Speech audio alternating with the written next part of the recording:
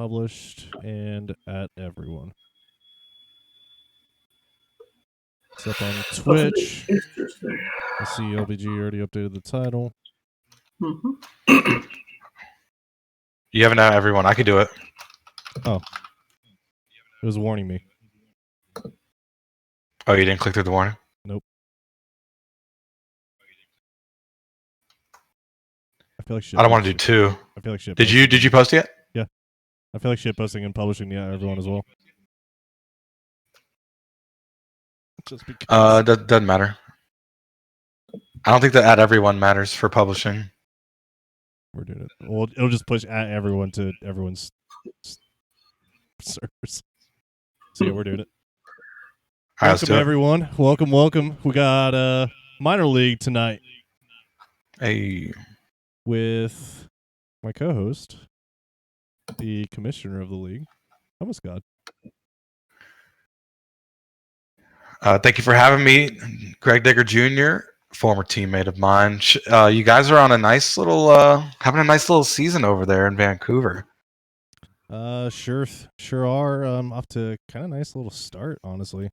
Kind of being back on the winning side of baseball. Are you guys ever in Detroit? You're doing pretty hot as well. Yeah,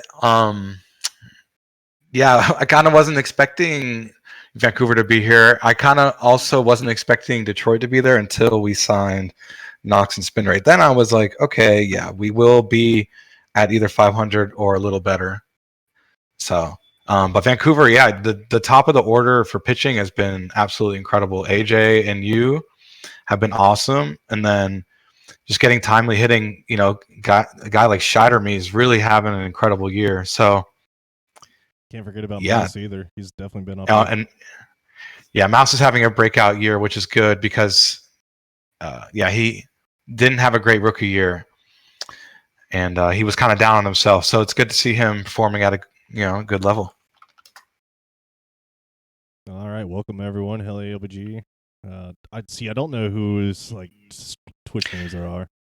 Colby, you're definitely updated. We just checked just your player. So you got that special little look-see. Your player's 140 on both sides. I think it was I. So yep, I versus righties. Yeah. Last game tonight will be MKR versus 66ers. I don't. Yes. So beginning today, we are quick simming everybody. We'll go ahead and autoplay all the games today. Starting off. Oh, you don't have our names in the overlay. That's fine. I mean, I'm Thomas Scott. Hello. I'm Person Man.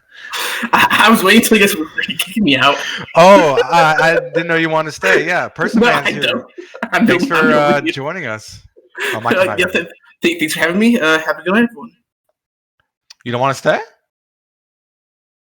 I mean, I don't know why I'm asking you. I'm not the main host. It's like the guest at the house that's like telling other people to come. It's like, wait, you're just a guest, bro. What are you doing? Yeah. So yeah, let me just add your little co-host tidbit here, and it's gone. Oh, there you go. Oh, yeah, now it's gone. All right, I'll figure it out next stream. No, I'm cool. So yeah, so we got Kashima Rougarous. Kashima getting kind of dinged up a bit. Sarasota moving closer to 500, 10-2 final score. 3 for 5 for Red Arrow. Nice outing for Red Arrow. 1 for 3 with a run scored for Chess Sims. 2 for 4 for Valor, who's having. If you saw Scheiderme's, someone had an article talking about proportion of teams, runs, and RBI, and Valor's up there top 3. So having a really good year. Rolo with the loss.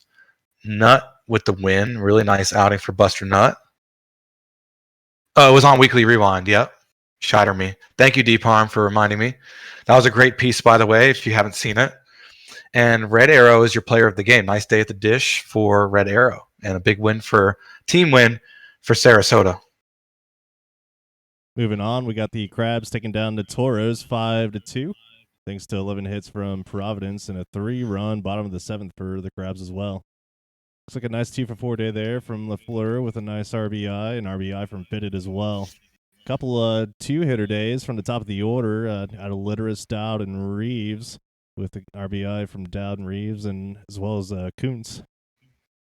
Pitching wise, we got Varga taking a loss, going 5 innings pitched, giving up 5 hits, 2 runs, 2 earned, 2 walks. Nice start there from Casey, 6 in the third inning, 5 hits, 1 run, and only 4 walks given up. Cooper Casey is your player of the game. They're saying I'm much louder than you. Well, you probably want to balance that out. Is Hummus too loud, or am I too quiet? I think you're just too quiet. I think you should turn yourself up. I actually just checked on my own. Or maybe I'm too loud too. Someone could tell me. But yeah, you definitely need a just mic check there. Testing. Test 1 2. Mic check 1 2 3. I'm just a little quieter. Not too much I can do that about right now. I've got both outputs max at the moment without putting an amp on and messing with that. Wait, we're both maxed and put me down.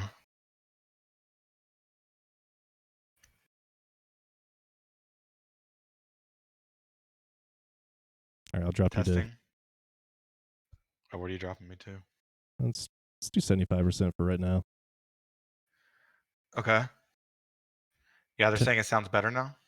A little bit better. Mic check 1 2. Okay, they're saying it's really good now. Yay. Awesome.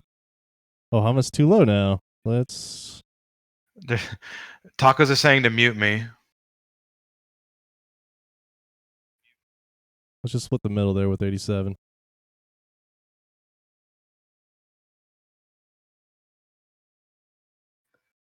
All right, testing, check. Mic test 1 2. Mic test.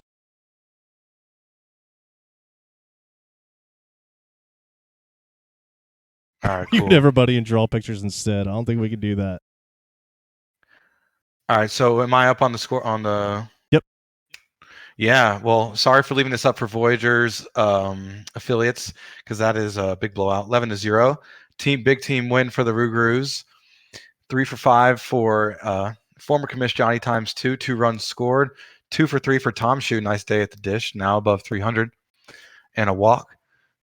And we got Nakamura with the win, Slothface with the loss. John Madden style. Johnny times 2, player of the game. Shout out to the former commish. All right, my Vancouver Vandals destroying your Detroit Demons 14-2. Batting for Vancouver, when you got 14 hits, there's going to be a lot of standout session with a 3 for 4 day. 5 RBIs from McMuffin and a 3 RBI day from McGrath as well. Batting for Detroit, Dimes providing most of the offense there, going 3 for 4 for Detroit. Pitching-wise, Kai with a nice 7 innings pitched, 6 hits given up, 2 runs, 2 earned, and Carsey with the loss, going only a 3 1/3 in his starting effort. And we got Herb Sessions with your player of the game. Damn, my little brothers not having a good rookie year. Aviators upending the Apex 3-2. OBX getting the dub on the road by 1. 2 for 3 with a run scored for Nakia. 2 for 4 for Farley Hank. 2 for 5 for Rick Hood. Hood good. Jameis Winston 2 for 4. Johnny 2 for 4, and Twift as well. And 2 ribbies. Lagoose with the loss. Beaumont with the win. Player of the game, Bob Beaumont, 7 hits, 2 earned runs, and over 6.2. Those 8 strikeouts. Toby with 200 home runs. That's incredible. Shout out to Toby McMuffin. Hit 2 against us. Wow. So did Herb. All right, another blowout win here for the Nashville Stars. After a 6-run, 8 inning against Boise. 9-1 your final there. Batting for Nashville, we got a 3 for 5 day there from Fry, 2 RBI day from Rose, as well as a 3 RBI from Svanberg as well. Not a lot going on for Boise. Just the best hitter going, Beauchamp going 2 for 3 with the solo RBI for the Raptors. Pitching for Nashville, Barack Obama with a 7-inning start, giving up 5 hits, 1 run unearned, and 2 walks. He takes the win. Jeez. Waller with the loss. 6 innings pitched, 4 hits, 2 run, only 1 earned, and 3 walks issued. Barack Obama is going to be your player of the game.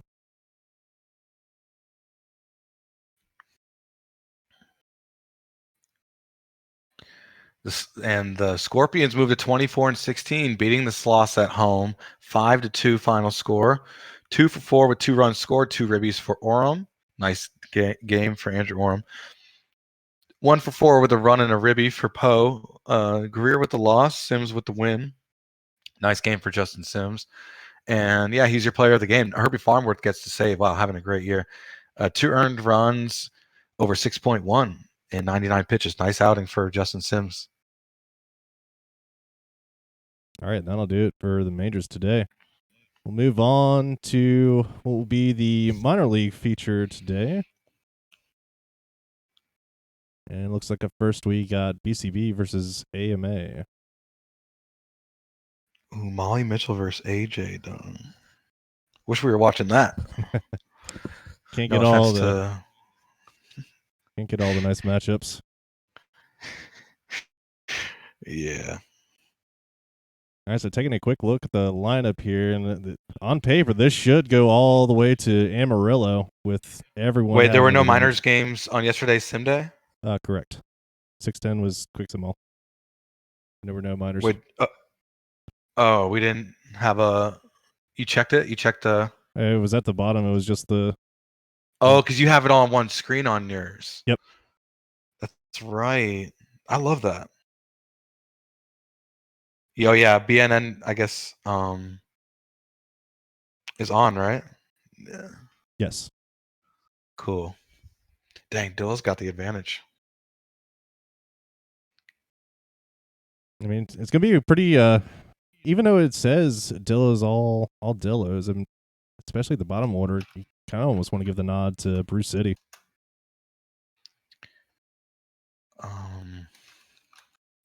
I haven't done this one before. We're gonna do a prediction.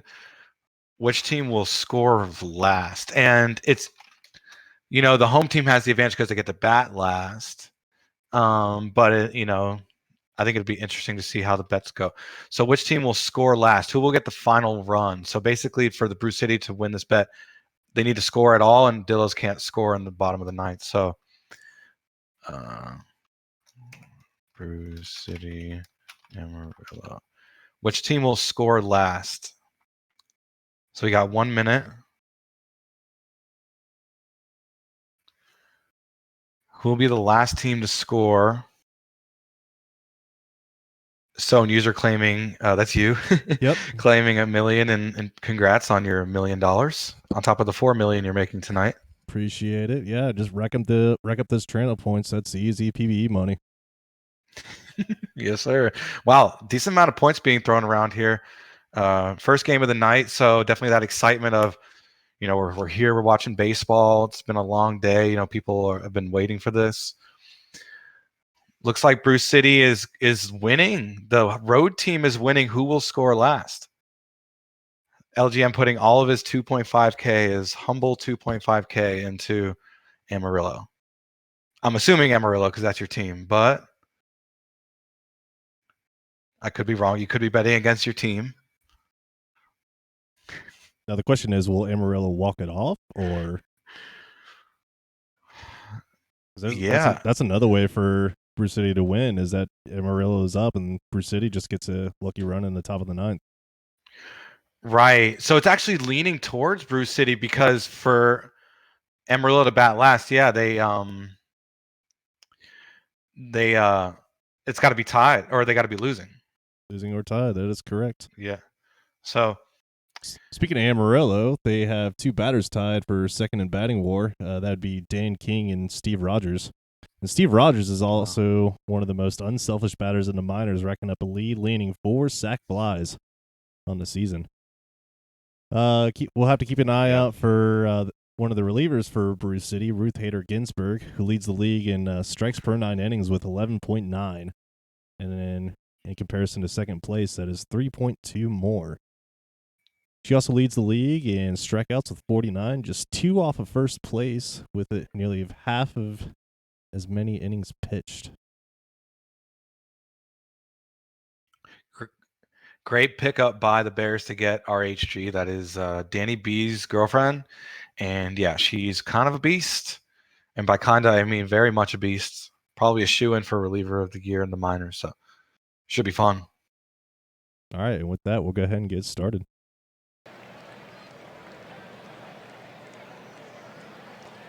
All right, we have Sander Klukas batting against John Barrow, who will fly out to center field for the first out. Up next, Piero Monet on a 1-2 count will also fly out to center field. Brings up Jose. And a deep fly ball to left field at the warning track. And caught by Campbell for the third out. So a quick 1-2-3 inning for Brew City. Down to the bottom of the first we go. Trevin Knight batting against Thomas Thursday and gets a bloop into right field. And that'll be a leadoff base hit for Amarillo. Augers there with a grounder to short, and he's got the infield base hit. Ruled as a hit. 2 quick hits early here for the Armadillos as Hickums flies out into foul territory. And a steal on to third. So we got runners on the corners now for Dan King, who hits this one into center field. We'll see if Knight tests the throw, and he does, and he has got it safe. 1-0 Amarillo here with a runner on first. 0-1 pitch for Spikak, and that'll be a fly out to left field. Amarillo takes the lead here, 1-0. Top of the second we go. Tuttle batting against John Barron, who will ground out to second base. Brings up Jacob Sosa, who takes strike 3 looking. Now up Fabian. Gets some good contact here over to right field, but that'll be out number 3. 6 up, 6 down for Brew City. Brings up Campbell batting against Thomas Thursday, who pops out into foul territory. Adam Mallet will take the full count pitch for a walk. So runner on first, 1 out for Lucas Shapiro, who hits this one to second, and they are able to turn 2 there. That'll be a double play. And over to the top of the third, and hummus we go. Wow, and Dillo's batters are saying stop the count, up 1-0, and a ground out by Olson. Now Fens will come up. John Barron having a game, and that's a pop out. So they go 1-2, and now a fly ball and a fly out by Menard. So they go 1-2-3. John Barron, pretty much a perfect inning. We'll go bottom of the third. Dillo's up 1. Sacco the Taco, or Taco, grounds out, cold hitter. Trevin Knight, big bat. That's in center field. That's back, but that's caught for the out. And a strikeout for Steve Rogers. Klukas now will come up, top of the fourth. Still haven't scored, Brew City. That's a fly out. Monet now. Monet, oh, that's hit hard against the right field wall. That's going to be extra. And a standing double for Pierre Monet. So 1 on, 1 out for Jose. And a strikeout for Jose. So now Tuttle will come up. Yeah, there goes a perfect game for John Barron. And on another base hit, will this be a run? And it looking like it will, that it is. A tie game now off the bat of Tuttle, Gilmore Tuttle. Big at bat for Brew City, so it's a tie game. So now the bet's swinging for Brew City. Oh, that's a grounder and a ground out for Sosa. So John Barron giving up a run. Now Dillo's bats. Hickums dropping one in for a base hit. Remember, these are the defending champs. Shout out to whoever made those 2 banners in J-Sync. And that's a walk for King. Love those banners. Spikak. Ooh, with a ground out. Campbell now. 2 on, 1 out. Oh, and a walk. So Juice is based here. Bottom of the fourth with 1 out in a tie game. Mellett. Oh, the base hit.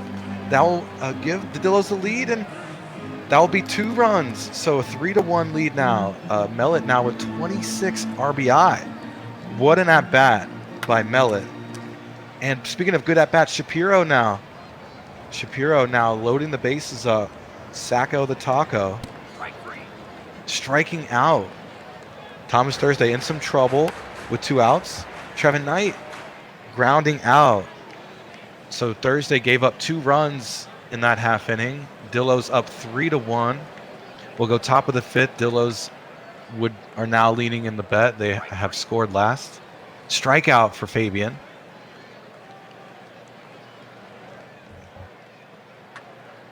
Olson with a base hit.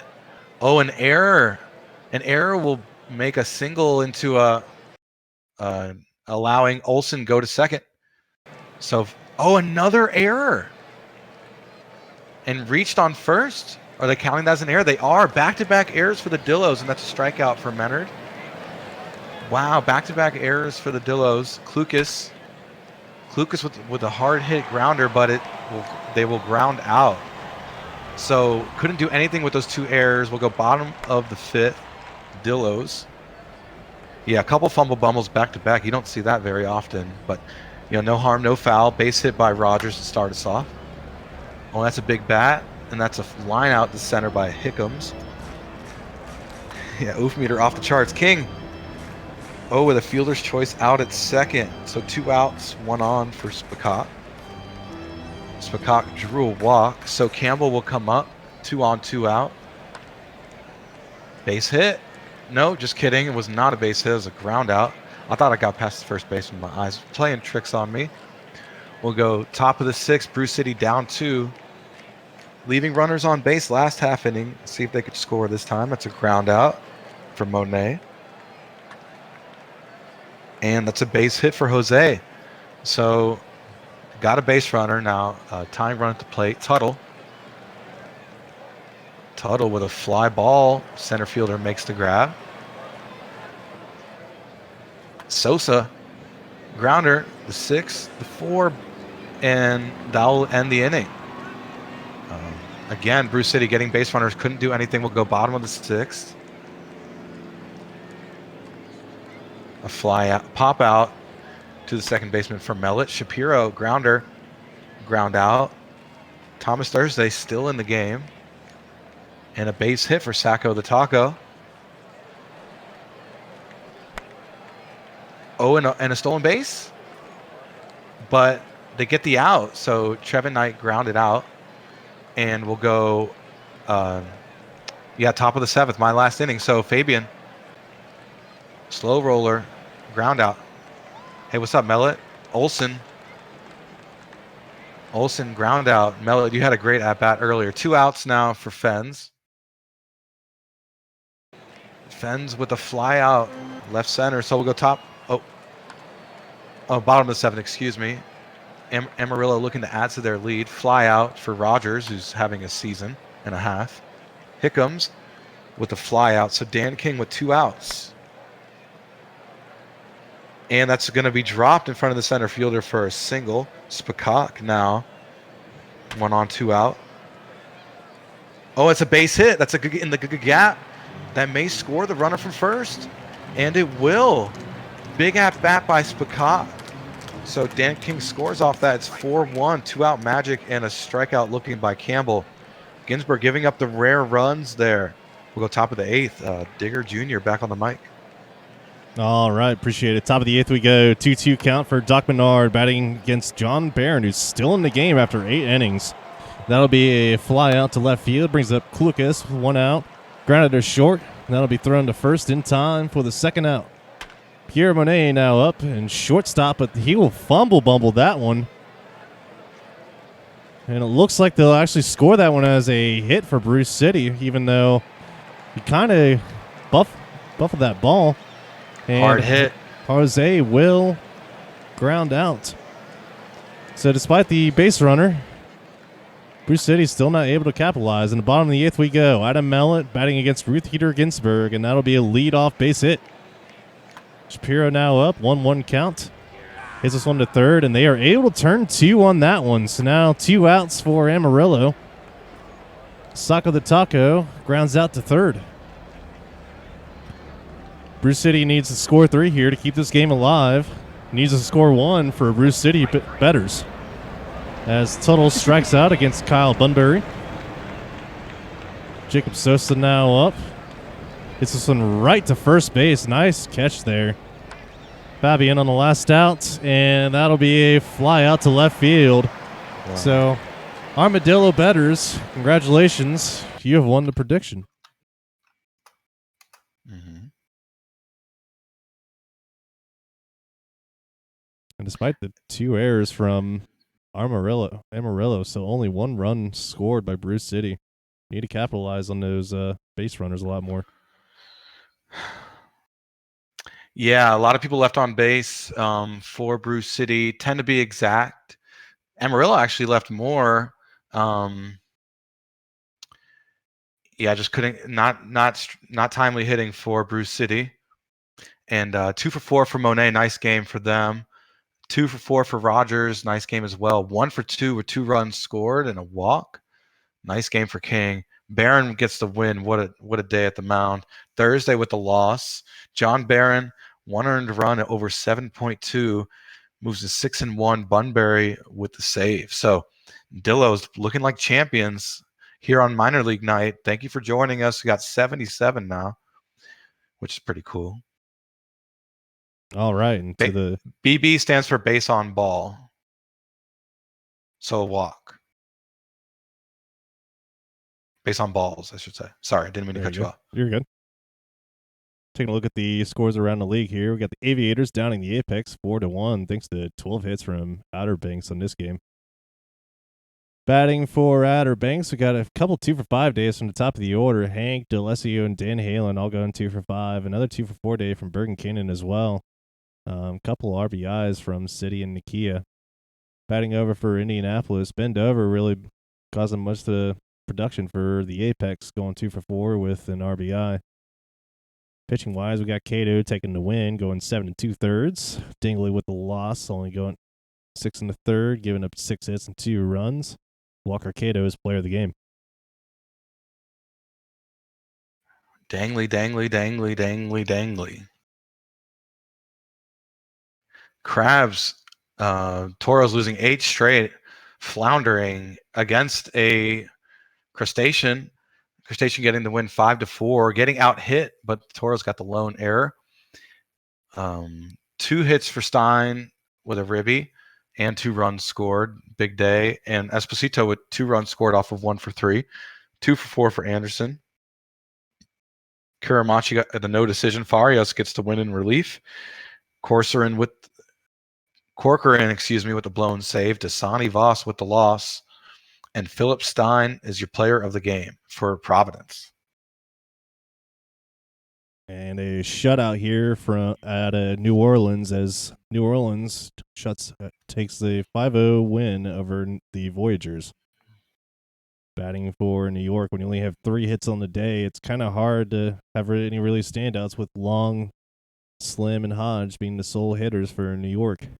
Over on the New Orleans batting side, we got Cook with a 2 RBI day, Ahmed with a 2 for 4, 2 RBI day for the Rougarous. Pitching wise, Sivart takes the loss, going 6 innings, giving up 7 hits, 5 runs, and only 3 earned.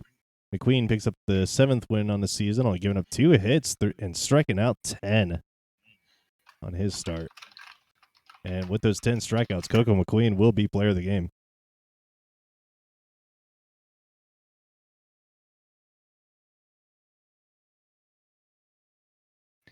Big day for the homie Westfall, igniting the Supernovas to a win. He went 2 for 4 with a bomb and a walk, scoring twice and 4 ribbies. Nice day for Red Arrow as well, 2 for 4. 3 for 4 for Fidel Valor. Like I said, check out the weekly rewind. I'm looking forward to keeping track of that with Shider Me. Shout out to Shider Me. 4 ribbies, though, as I mentioned. Wow, Westfall, what a day at the dish. And Rune with the loss, Pozo with the win. And yeah, we'll check out the a lot of runs given up by Kashima pitchers. Those first 3, the last 2 did their job, but the first 3 didn't. We'll check the player of the game, who is Bridget Westfall. Well, can we check real quick Alamar's line? Ooh, hit a bomb. Alomar, oh my goodness, 3 for 4 with 2 runs scored, 2 ribbies. They're hiding at the bottom of the order. So nice game to get that average up for sure. 15 RBI on the year, not bad.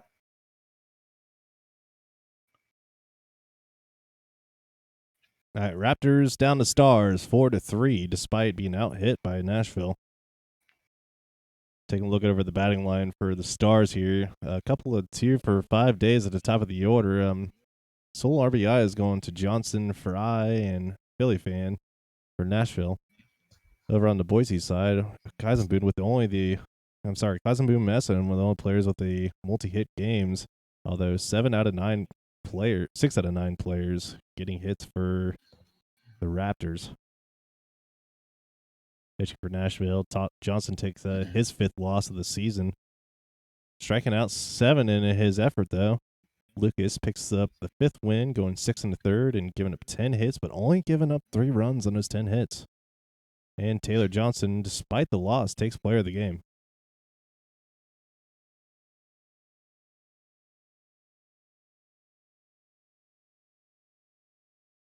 Scorpions beat the Sloths 5-1, back-to-back wins here on minor league night for the Scorpions against the Sloths. Look at that graph. It was middle, and then bottom of the 4th happened where a lot of runs were scored by the Scorpions. And look at the middle of the order for Death Valley. Everyone getting a hit in the middle. 2 ribbies for Cologne. 2 for 4 for Poe. Nice day to get that on-base percentage up. Appreciate that. Need that. My fantasy team is horrible. Daring with the loss. Enriquez Garcia with the win. That actually helps me in fantasy because someone in our league has him. Nice game for Fug though. Wow, definitely player of the game. 1 earned run over 7.1. Look at that ERA. Breakout year for sure for Fug. 3 walks only and 6 strikeouts over 7.1. Jeez.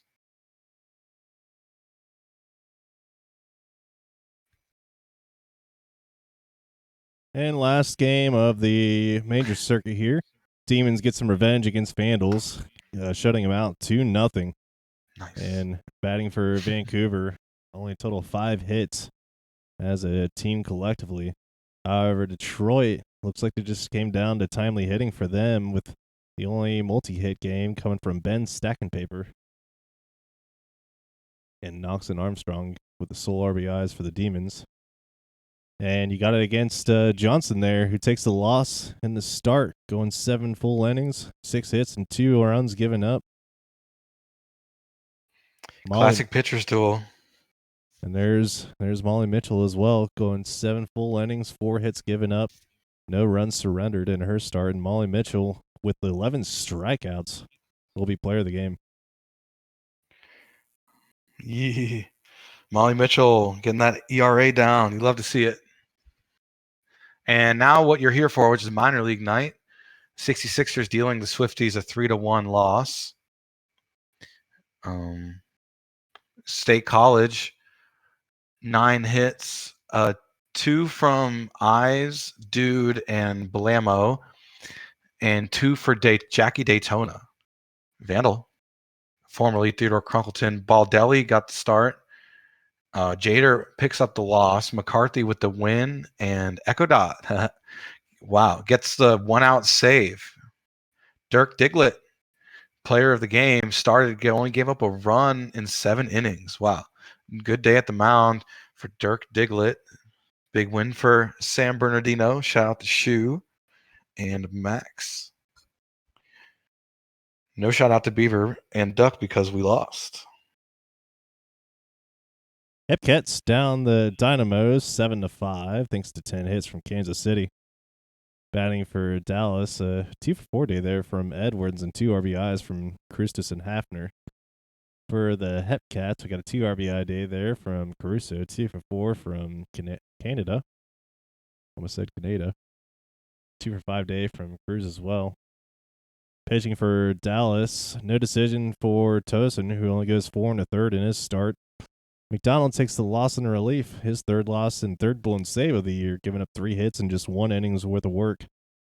Well picks up the win and start going 8 full innings.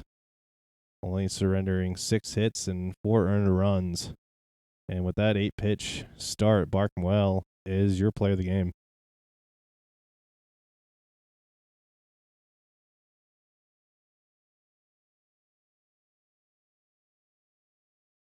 Wheelers, they solved the Kingpins, defeating the crime of the Kingpins 3-2. Matched up on hits 8-8. Yeah. So they tried in the bottom of the ninth. Graph's going everywhere, but couldn't convert. The Kingpins couldn't. Wow, multi-hits for Jacob and Jimenez. Good days for them. Diamundo and of Derek Jeter also got multi-hits. A walk for Suave, but that's pretty much it for batting for both teams. Another pitcher's duel in this one. Gunk gets the loss. Perry Hodder, Skyfish, wow, what a start. Oh no with the hold. Roach with the save. Perry Hodder only gave up a run in 7 innings with 3 walks and 3 strikeouts. Perry Hodder is your player of the game. So this is just kind of a me question. Did Frank and McCoy both have 6 runners that they left on base when they got out? Is that what I'm reading here? Wait, what are you talking about? So like just the untimely hitting for the Kingpins here. Looks like Frank and McCoy both had 6 total runners on base when they were up. Wow. It's interesting because, 22 total as a team to 12. 22 left on base. I hate to see it. Wow. And finally, we got the Lemurs downing the Mounties 11-5. The away team dropping the home team down to their 30th loss of the season so far. When you got 14 hits as a team, it's kind of easy to stand out together. A bunch of multi-hit games for almost the entire team, to be honest. With Kennedy being the sole batter that couldn't even register a hit, but he did get on base. Two RBI days there from English and Zaxxon. Batting for Kingston there. We got a 3-for-5 day from Stocks, a couple multi-hit games from Gromit and Farninghouse as well. Pitching goes. Crocodile picks up the 4th win of the season, going 5 1/3 in the start. Julian with the hold and Krat with the first save of the season. And Throwing Dude takes the first loss in relief, blowing a save, going 2/3 inning, giving it 4 hits and 5 runs in his relieving effort. Harry Balls is player of the game. Yeah, Paul claiming $1 million. Nice work there.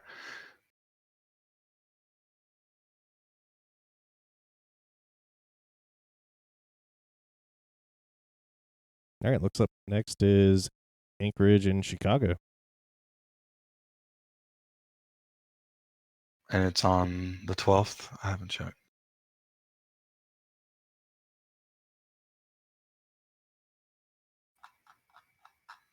Correct. We're on the 12th. Nice.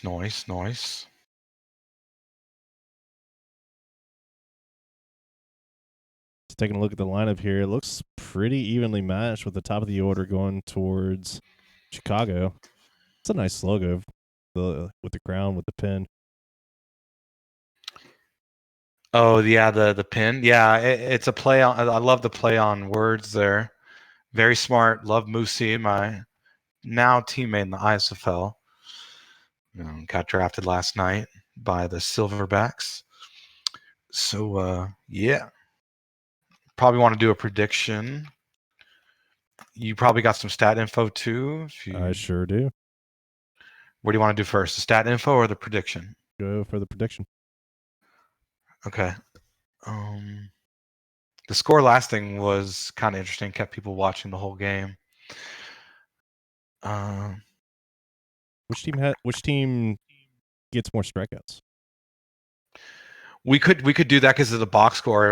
It will tell us. I just think that's going to be kind of difficult to keep tally on during the game. But I'm down. We've never done it, and I don't even know what an over/under line would look like in terms of a number. Maybe like 11, 12. What? was about to say, I know as far as the majors go, our team makes a big deal when we get 11 strikeouts for our starting staff. So maybe 18? Oh, lead changes is a good one too, but we'll do that next one. How many total strikeouts? 18 and a half or 17 and a half? Commissioner's choice. All right. Well, I feel like that's kind of high. But how we do? Oh yeah, 2 pretty good pitchers. So yeah. Oh, you could just check their K per 9, right? Yeah, 6.3 and 4.9. So what? See, that's where I was at. I was more like 11. All right. But that's just the starters. So you're not. I'm not even counting. But we'll go 12 and a half. Because you got to take into account relievers. So how many total strikeouts? 12 and a half. Over, under, you got a minute. Over, under one. Yeah, well then nobody will bet the under if it's 0.5. And then nobody gets any points. So what's the point of that? You got to split the room. A lot of people are already taking the over on that. Oh, the under. I'm sorry. Wow. Oh yeah, the under is dominating now. Well, let's see. These starters are combined, and that's per 9, so that's stretched out. They're typically less than that. So yeah, I think under. Yeah, under is pretty solid. Over bettors. Dang, so I'll put 3,000. They're in for a huge payday if the over hits on this. Let's see. There's 27 outs, so we're saying less than half of them are strikeouts. Well, for one team, there's 27, so 54 total. Should be interesting. All right. A lot of underbetters. Shu putting 24K. Wow. All right, here we go. We got Diamond batting against Barry Benson, who will ground out to third. Brings up. We didn't get stat info. That's right. I will pause after this top. The first, as Franco gets a nice little base hit there. Dominic now up, and he will ground out into a double play. And a quick pause here. Nice. As we take a look at the defensive lineup for Anchorage. Speaking of Anchorage here, center fielder Will Fisher lies second in runs batted in, just 2 up the top. For Chicago, the closer, Cowden Stormbless, is tied for third among all pitchers with saves with a total of 7 as of the start of the stream. Anchorage starting pitcher Johnny Toasties comes in today with a 1.24 ERA plus and a 0.6 WAR, on pace to smash his previous season's numbers of 73 ERA plus and 1.0 WAR. This season, Kingpin's pitchers have limited Wheeler's batters to just 2 home runs across 133 plate appearances. We'll see if Benson can continue the nice run.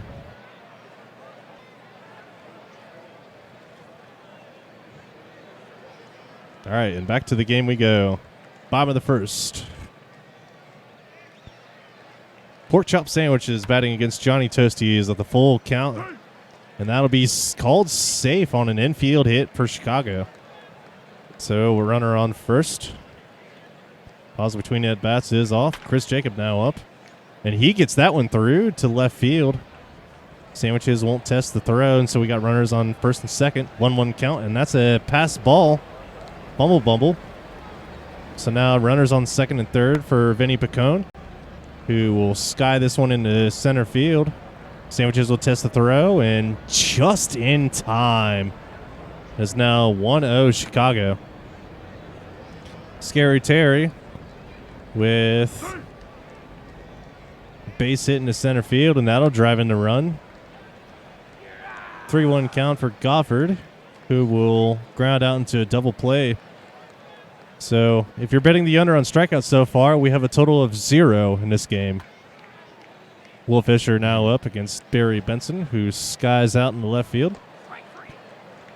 A cardboard cut of Derek Jeter will strike out. Killian Ray will also strike out. So Two. Almost commentator's curse there. We get 2 strikeouts in the top of the second. Brings up Jimenez batting against Toasties, who draws by a pitch walk. 3. Frank will strike out. And Gray will strike out. Full. And a 4-pitch walk to Cruz and McCoy. Brings up pork chop sandwiches, and that ball is out of the play, but looks like if Derek Jeter gets back and is unable to make the play in time, that'll be a 2 RBI double. Chris Jacob now up, and he will sky this one out into left field. That is now 4-0 Chicago, and you might hear Commissioner in the background. It's total 4 strikeouts in the game. Yeah, the strikeout counter. Oh, and that'll be a leadoff walk for Cats Up.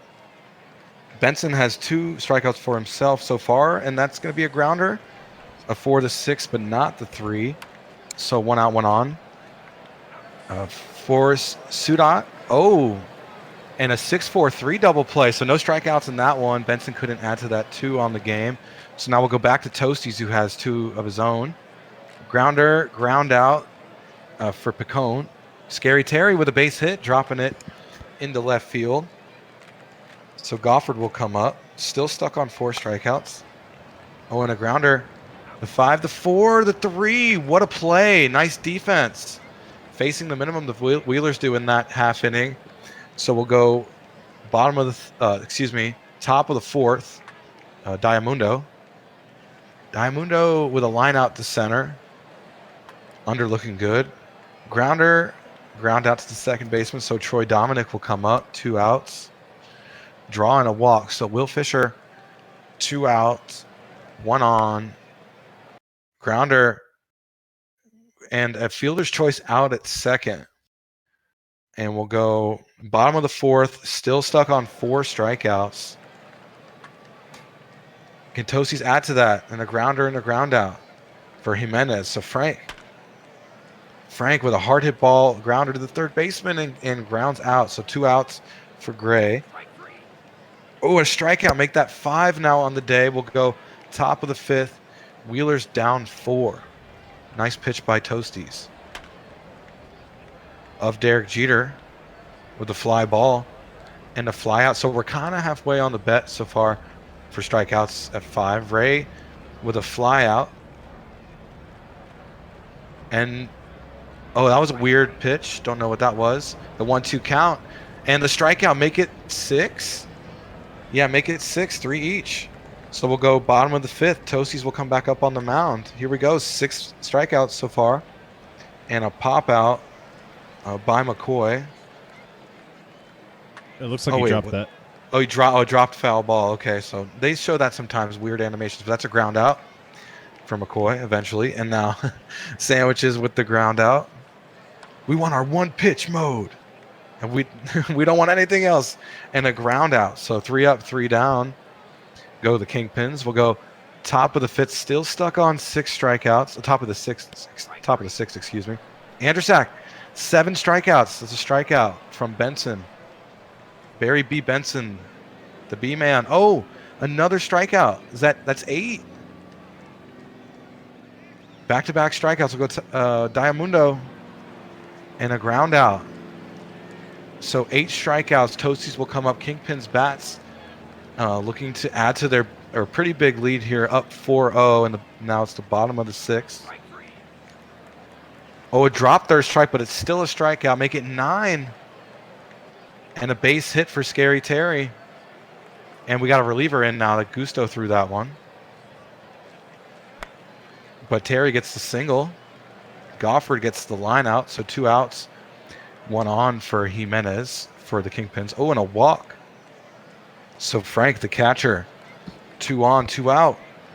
And a grounder and a ground out. So we'll go top of the 7th. Franco, Dominic, Fisher. What are we at, 9? Yep, I count 9. I'm sorry. Alrighty. Yep. Someone correct me, either 8 or 9, and that's a fly ball. This is why I didn't want to do this one. Franco with the fly out. Dominic with a base hit. Ooh, looking like it was going to be a catch, but just picked it up off the bounce. Still a nice play by the center fielder. Fisher. Oh, that's in the gap. And that's going to be a run scored. Anchorage going to be on the board. 4-1. Will Fisher with the clutch at bat. Will Fisher, arguably one of the best players in minor league history. Of Derek Jeter, that's at the wall. And that'll be another run scored. This time off the double of Derek Jeter. So that middle of the order carrying the Wheelers in this half inning. Ray, hard hit, but the second baseman makes the play at first. So man on third now for Catsup. And that's deep and it's gone. My first home run call, it's a bomb. So it's a tie game. Catsup and Andrusak drawing the walk. Sudet grounds out, but wow, a 4-run half inning for the Wheelers. They tie it up here in the top of the seventh. We'll go the seventh inning stretch now. Take me out to the ball game. Gray said take me out to first base for a single. McCoy. Yeah, we need more strikeouts. Come on. It's not fun when you're... Oh! But that was fun. That was a beautiful catch in center by Derek Jeter. A web gem, of course. And a rain delay. Saw that sneak by us there. Oh, and that's deep and gone. A moonshot by Pork Chop Sandwiches. Touch them all to take the lead. Oh, and a bobbled... Oh, they're counting that as an infield single. A wild seventh inning for both teams. That's a fly out in center field. Pork Chop, though, what a home run. And a grounder and a ground out for Terry. So, wow, 6 runs scored in the 7th for me. We'll go top of the 8th, though, for Digger Jr. All right, 2 innings left. Need 4 strikeouts for the overs. And we got Diamondo batting against Stormbless with 29 strikeouts in the year. Overbetters hoping for some more there. And a bobbled throw to second for Franco. And that'll be scored as an error. So now we got runners on first and second for Dominic, who grounds out into second for a double play. Diamondo is standing over on third, though. And Fisher will hit this one right over center field's head, and that'll be a stand-up double. It is now 6-5 Anchorage. 1-0 pitch of Derek Jeter, and he will ground out to second. Bottom of the 8th we go. DJ Roach pitching, batting against Goffard. That'll be a fly out. Jimenez will get this one past the infield for a base hit. 3-1 count for Frank, and that'll be a walk. Brings up Atlas Gray now. Hits this one into third, and another grounder into double play. Top of the 9th we go. Anchorage needs at least a run to keep playing, and the over needs at least 4 strikeouts here. So if you're betting the over, you need Anchorage to score a run. As Rigue flies out, Kashyap will strike out. That'll be number 10. But Anchorage needs a run here to keep this alive. Andrusak will get this one into center field for a base hit. And that'll be a strike 3 called. 11 strikeouts total between the two teams. Wow. You know, it's funny. I wanted to start with the 12 or something like that, like 11. Wow. The under getting the dub. Looks like batting here. Fisher for a 2-for-4 day. A nice 1-for-3 day for Catsup with the 2 RBI. I believe that was a 2-run home run. Batting for Chicago, a 3-for-4 day there from Scary Terry. Jake Lewis in 3K. I'm betting the over there. Pitching for Anchorage, Gusto takes the loss in relief with only 1 strikeout to his name. Toasties going 4 1/3 in his start. No decision.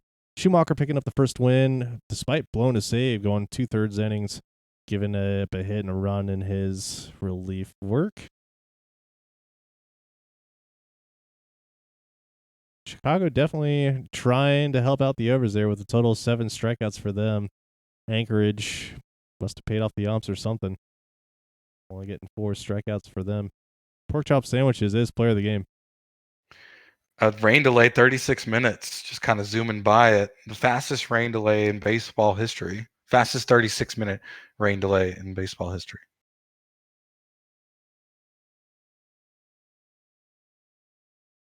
They tried to sneak it by us. I was like, "Hey, rain delay, can't get me." OTP tried.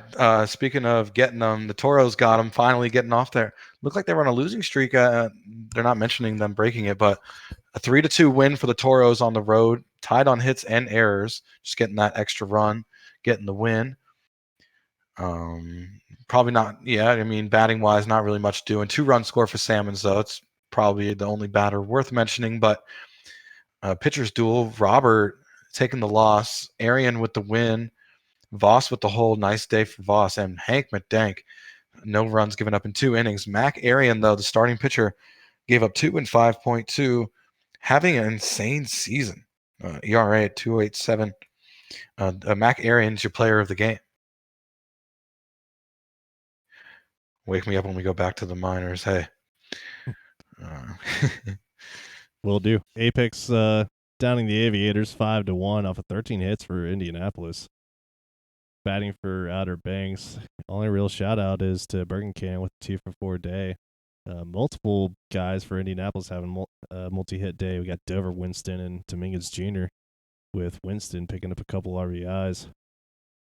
Pitching, Rips Bad picks up his 4th loss of the season, going 6 1/3. No Hands picks up the win, going 6 full innings. Bolanos with his 9th hold of the season, giving up no, and honestly being perfect through his 2 1/3 of work. But despite that, Troen No Hands is player of the game. Man, Troen No Hands is breaking the sim. 1.81 ERA. What in the heck? That's incredible. Yeah, Troen's definitely putting himself in the conversation for pitcher of the year, no doubt. Raptors losing late. Stars getting the win 9-7, 14-9 on hits. Had the lone error, but okay, they made up for it in the hit department. Speaking of hits, everyone got one on the Stars except for Jagger Philly fan. A lot of them got multi-hits. So just a team win. 4 ribbies, though, for Thomas Rose. Nice day for Thomas.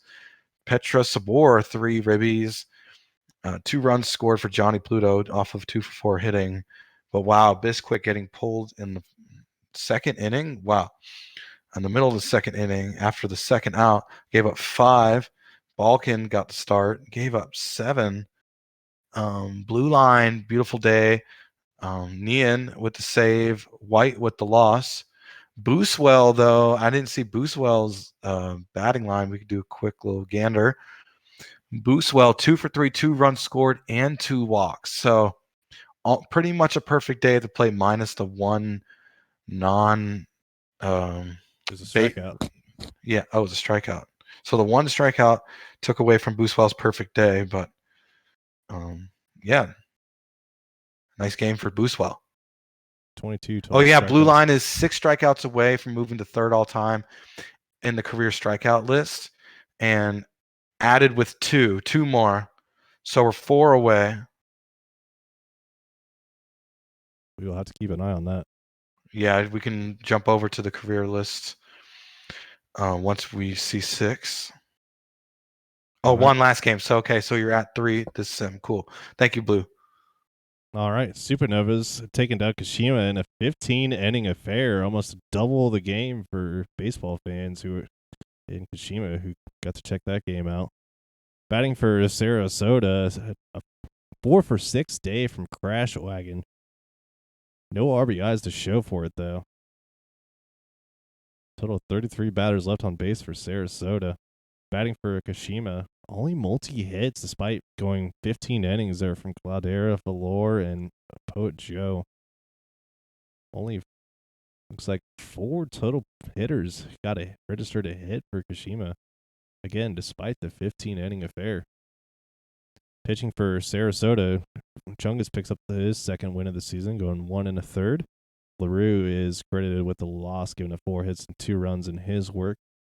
Port Torkelton is player of the game.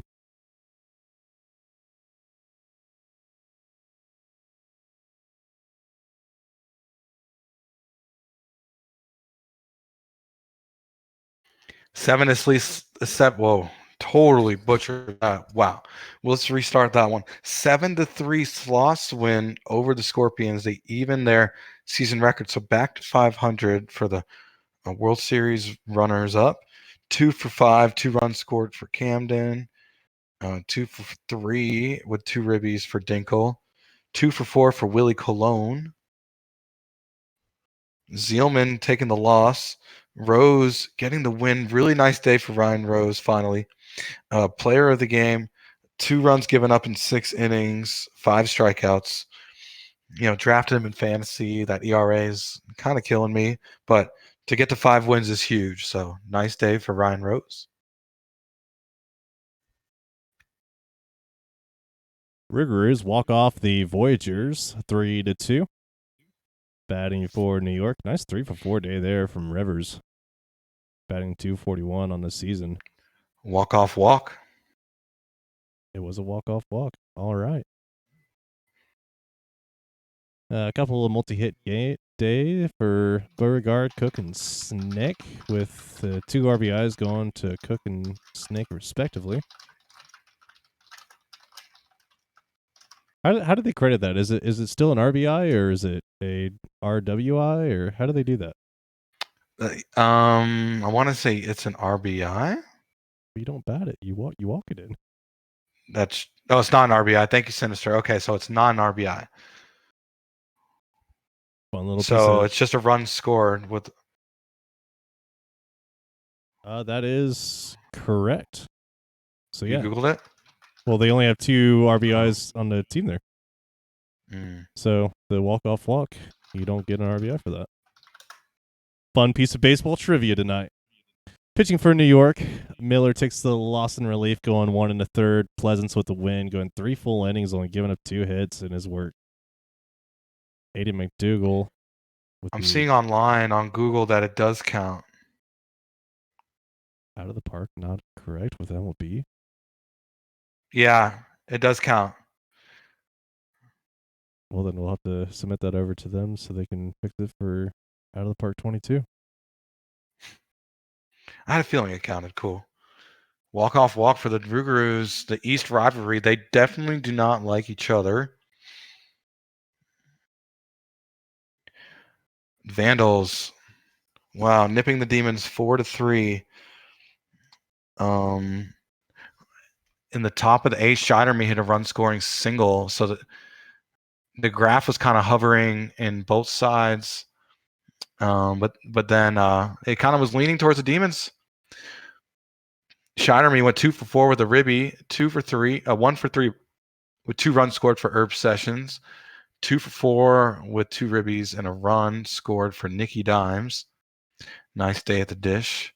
2 walks for Danny B, though. Daniel Bentley, another quality start, but another no decision. 2 runs given up in 6 innings. Digger Jr., and I knew this matchup was coming up because I knew you were the number 2, which is really cool. I've never called a stream night against a opposing pitcher. Digger Jr., and then also obviously faced him head-to-head, gave up 3, got the no decision. Colby Kidd, though, my goodness, 2.2. Got the win, 3-0 now. Troy Pressing, the 1-out save. But Bentley, player of the game, in a no decision effort. So run support still an issue for Bentley. Help! Send help. It seems to be less run support and more the bullpen blew that one. A combo of both for sure. I hate to see it.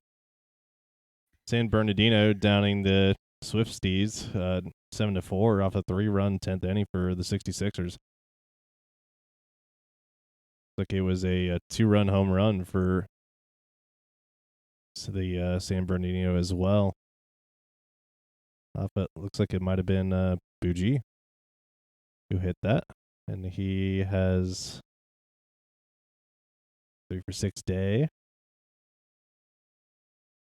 Greg Dinner Jr. has come to an error and is now restarting. Is now going 2 for 5. Smith, the 2 for 4 day for State College batting. Pitching for 66ers. Moore takes the win, his first win, despite a blown save. getting up 2 hits in 2 innings worth of work. No decision for either starter in this one. Dot with the hold, and Branson with 3rd save of the season. T2 is the one that will be credited with a loss, giving up 3 runs and 2/3 of work for him. And Buji will be player of the game.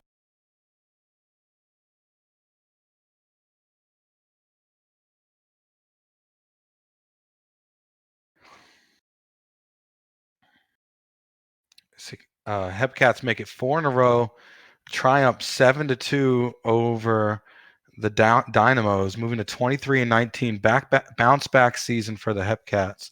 Wow, Rotor Wash with a mustache, 4 for 5 with a ribby. Bottom of the 6th, Cruz and Justice both scoring 2 runs off their bats. One of them was a bomb off Justice's bat, went 1 for 4. 3 for 4 for Dustin Parmalee. Nice day for Deep Harm. Crunk 2 for 4 as well. 2 for 4 for Bodnar. 3 for 4. Oh, yes, I already mentioned that. Batista 2 for 4. Mace with the win. Michael Knightrider with the loss. Kiwi Mace, player of the game, 7 innings, and only 1 run given up. Big dubs for the Hep Kitties.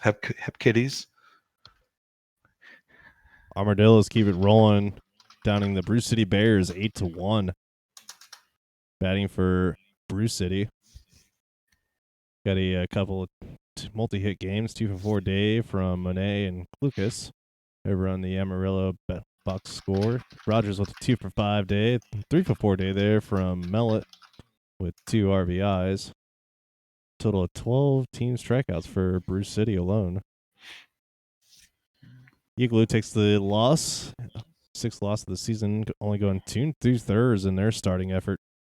Mountain with the 3rd win of the season, going to 6 1/3, giving up 5 hits and only 1 run given up. 7 strikeouts for Amarillo's starter. Robert Mountain is your player of the game. Have you ever eaten half a cheesecake? No, maybe. Boss Jr., Mounties, and the Mounties wallop the Lemurs 10-1. Big blowout win. Look at that. 16-3 on hits. An error by Louisville. Hopefully I didn't butcher that. 3 for 4, 3 ribbies for Boss Jr. Look at that. Everyone got a hit except the leadoff hitter, Farting House, but scored a run off because they reached base twice off walks. But yeah, everyone getting involved. Big team win for the Mounties, back in the win column.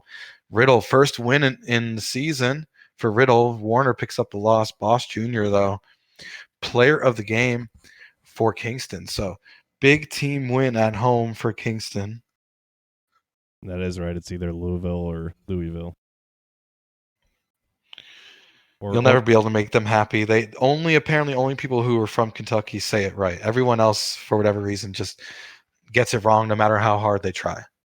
Well, because I'm out of the Cincinnati area, we call them Loserville.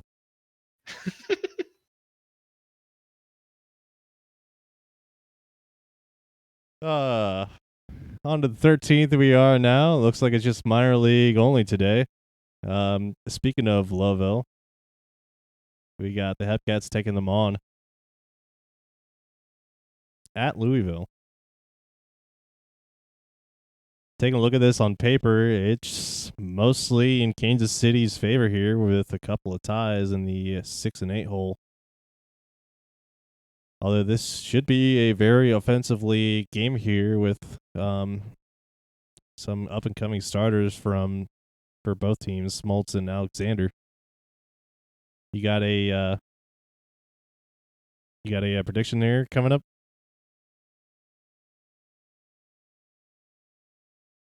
I was responding to top 3 cheesecakes ever, but we could definitely do a prediction. I like the lead changes, but you got to kind of think, what is 1.5 probably good? So like if there were 2 lead changes throughout the game, maybe sometimes you got the scenario where one team scores, the other maybe 2.5. Not sure. This one's tough.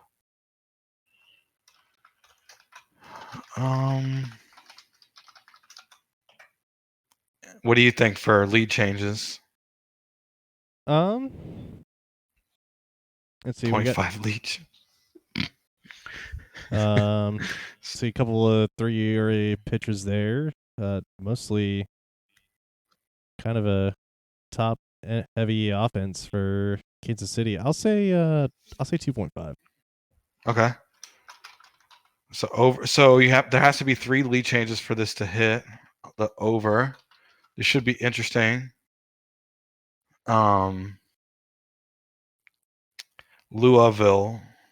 See, yeah, people are saying 1.5. I may veto you. Sorry. I think I'm gonna go 1.5. Just my gut first reaction. That's fair. Just because usually it's like one team scores a lot, the other team scores enough to try to come back, but then they don't.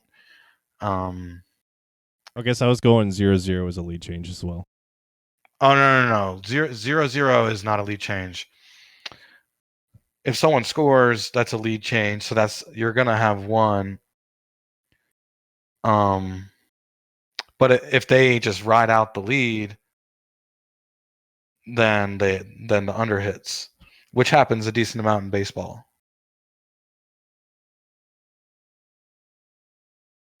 People are sold on the under. I'm selling the under to people, but hey, it's minor league night. I kind of think purposely sold that under because I kind of want to see an underdog win a bet here. Minor league night, you got it. Now we have a lead change in the over. All right, let me sell you the under. So, like I said, baseball typically you get hot one inning and then the other team kind of just teeters off. But the over, wow.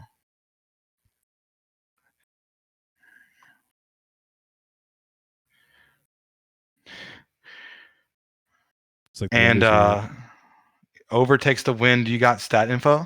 I sure do. Nice. All right, so Louisville. Maverick Smoltz against Brent Alexander. Louisville batters have managed 5 homers in just 105 at-bats against Kansas City pitchers. Maverick Smoltz looks to put an end to that nice streak from Louisville. Starting pitcher Brent Alexander for Louisville is currently on pace for a nice 3.4 WAR on the season. We'll see if he can get past a strong Hepcats team with a similar pace. The second baseman for the Lemurs, Maxto Poutine, leads the league in doubles with 11 at the start of the stream. 6 more than his closest teammate at 5. For Kansas City, they don't have a player with more than 6 doubles. Instead, have 5 batters with 5 or more home runs. So this could be a very home run heavy sim here.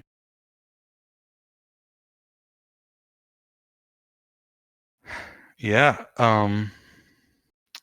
Should be a fun one.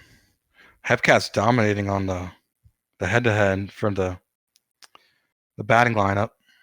Also, just a warning, I do have a little effect if I get to call a home run here. I was kind of tinkering with it pre-stream.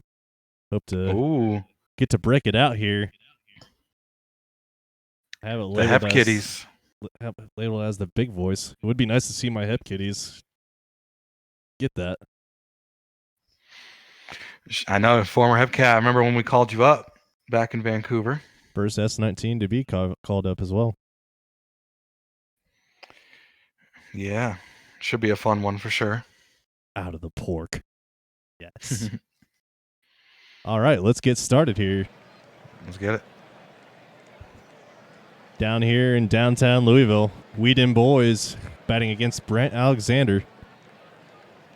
And that'll be a fly out to left field. Brings up Tony Caruso with 1 out. Gets a base hit into center field. Canada is up, but Caruso wants 2, and he has got it. So full count for Canada with 1 out. Runner on second. He'll get this through into center field, and Caruso will test the throw, but seems like the throw was late there as Caruso gets the run. So 1-0 Kansas City, and Ernie Witt will ground out. So there's your first lead. 1-0 Kansas City Hepcats. We'll see if Louisville can answer with leadoff Smith flying out to center field, batting against Maverick Smoltz. Xander English now will draw the full count walk. Muckers O'Hulian will swing at strike 3 for 2 outs. Poutine Hits this one into right field. English thought about taking third, but hold up. Brings up Raymond Ramirez, who will hit this one. Nice stop by second there. And despite the 2 base runners, no runs scored for the Lemurs. Wash with Mustache will draw the 4-1 walk against Brent Alexander, and Wash with Mustache wants 2 bases, and he has got it. Runner on second, no outs for Brian Benz, and he will strike out. Tex Justice now up. Tex Justice with a fly ball over center field's head, and he's got a sliding double with an RBI. 2-0 Kansas City.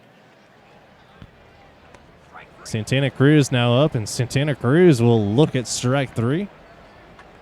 Vladimir Batista with a runner on second, gets one in right field. Justice rounding third and heading to home plate, and he's got it just in time.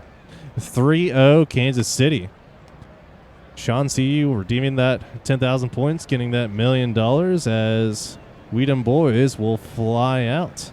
To the bottom of the second we go.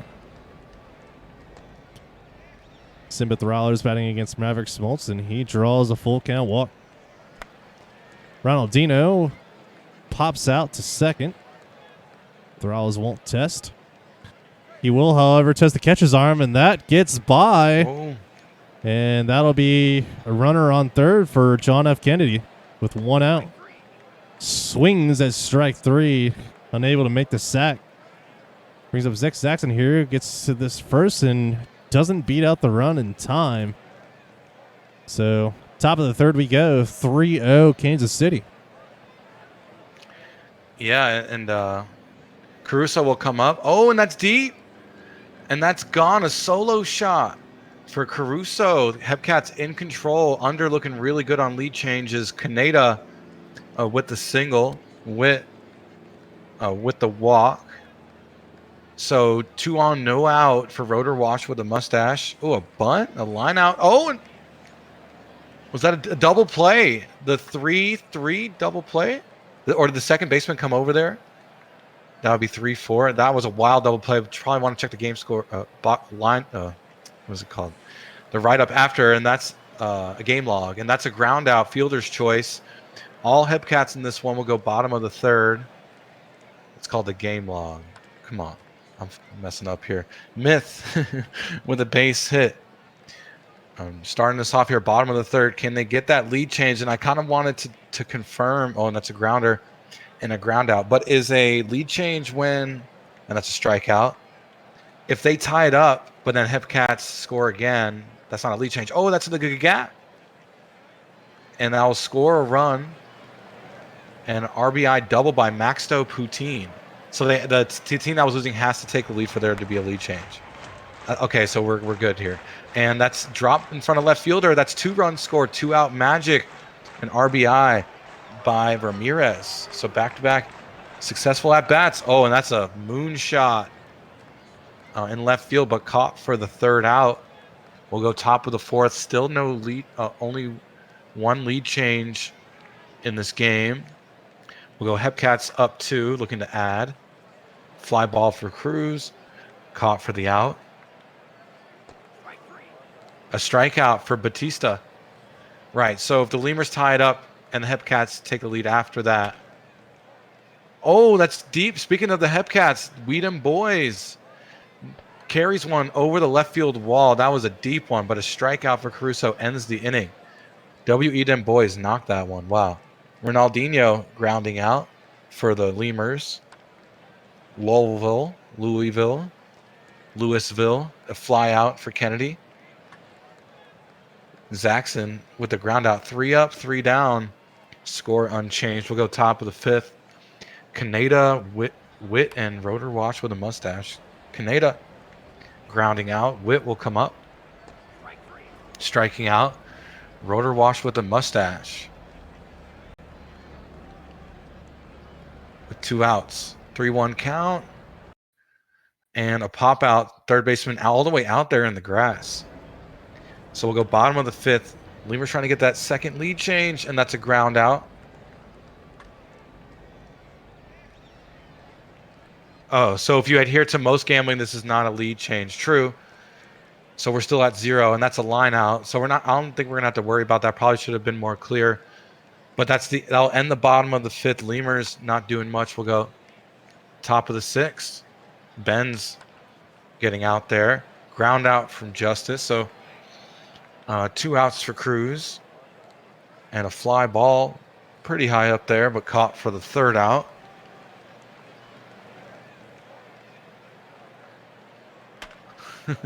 UEV. All the L's are silent. Oh, the fumble bumble.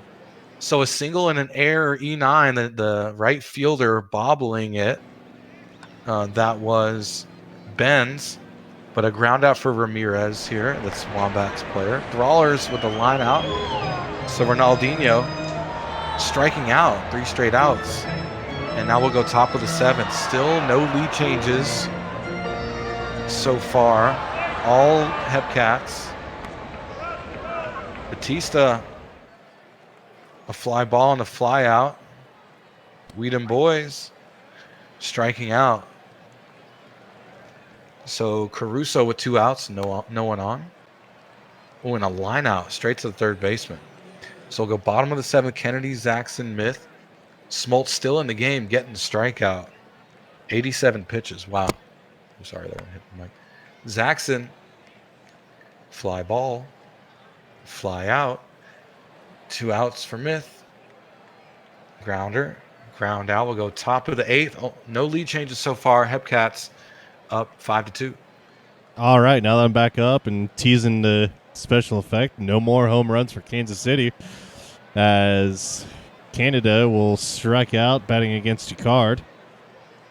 Brings up Ernie Witt with 1 out. Fly ball to center field. That'll be caught.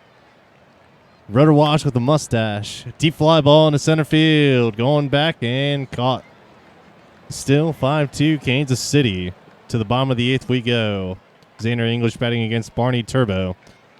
Bloofs one for a leadoff base hit. So runner on first. 0-1 count for Muckers O'Hulian. That's a deep fly ball back to the warning track and caught. We're out number 2. Out number 1, I'm sorry. 1-2 count for Poutine. Will strike out. Moving Ramirez grounds out to 3rd.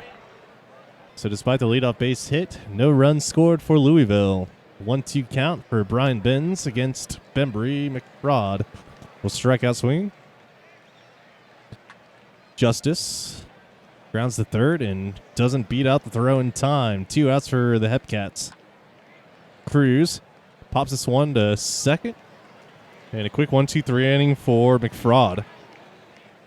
He's up Simba Thrallers batting against Kiyotaka Fotia, who flies out into center field.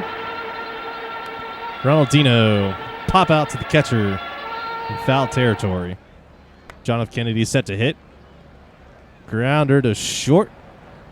And that'll do this one, a 5-2 ball game in favor of Kansas City. And do you remember when that double play was? Oh, caught by the first baseman. It was when I was announcing, right? Or were you? I believe it was when you were. Yeah, I think I was. Got to look for a double play right up there somewhere.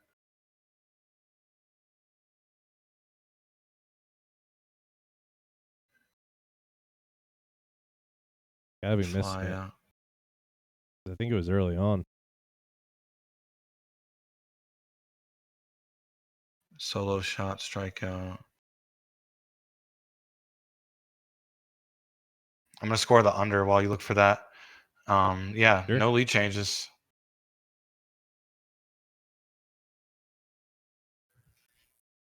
Line drive 2-1 fly. No, that was up to the right fielder.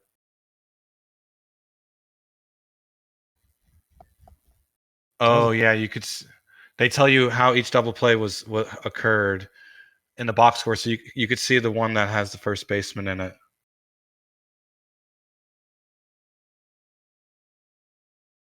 There's only one double play that was credited. In the where's oh, and that's that 4-6-3 double play. So they're not counting it in the box score. That's so weird. I'm sorry, I lied. There's Ramirez and Poutine Myth. Yeah, there you go. Wow. So something that is so strange that not even OTP can actively. No, it was there, Poutine and Myth. So it was yeah, so it was a 3-4 double play. So the second baseman did come over. Gotcha. Nice.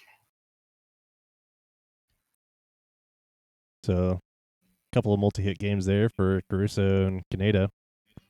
3-for-4 day there for Patino as well for Louisville, and he was kind of the heart of the offense. Pitching for Kansas City, Smoltz with the win, Turbo with his 4th save of the season, hold of the season, Fotia with the 12th save of the season. And Alexander picks up his 5th loss, going 4 1/3, starting out. However, bullpen for Louisville going perfect. Cards still with a 0 ERA on the season. Maverick Smoltz does take player of the game.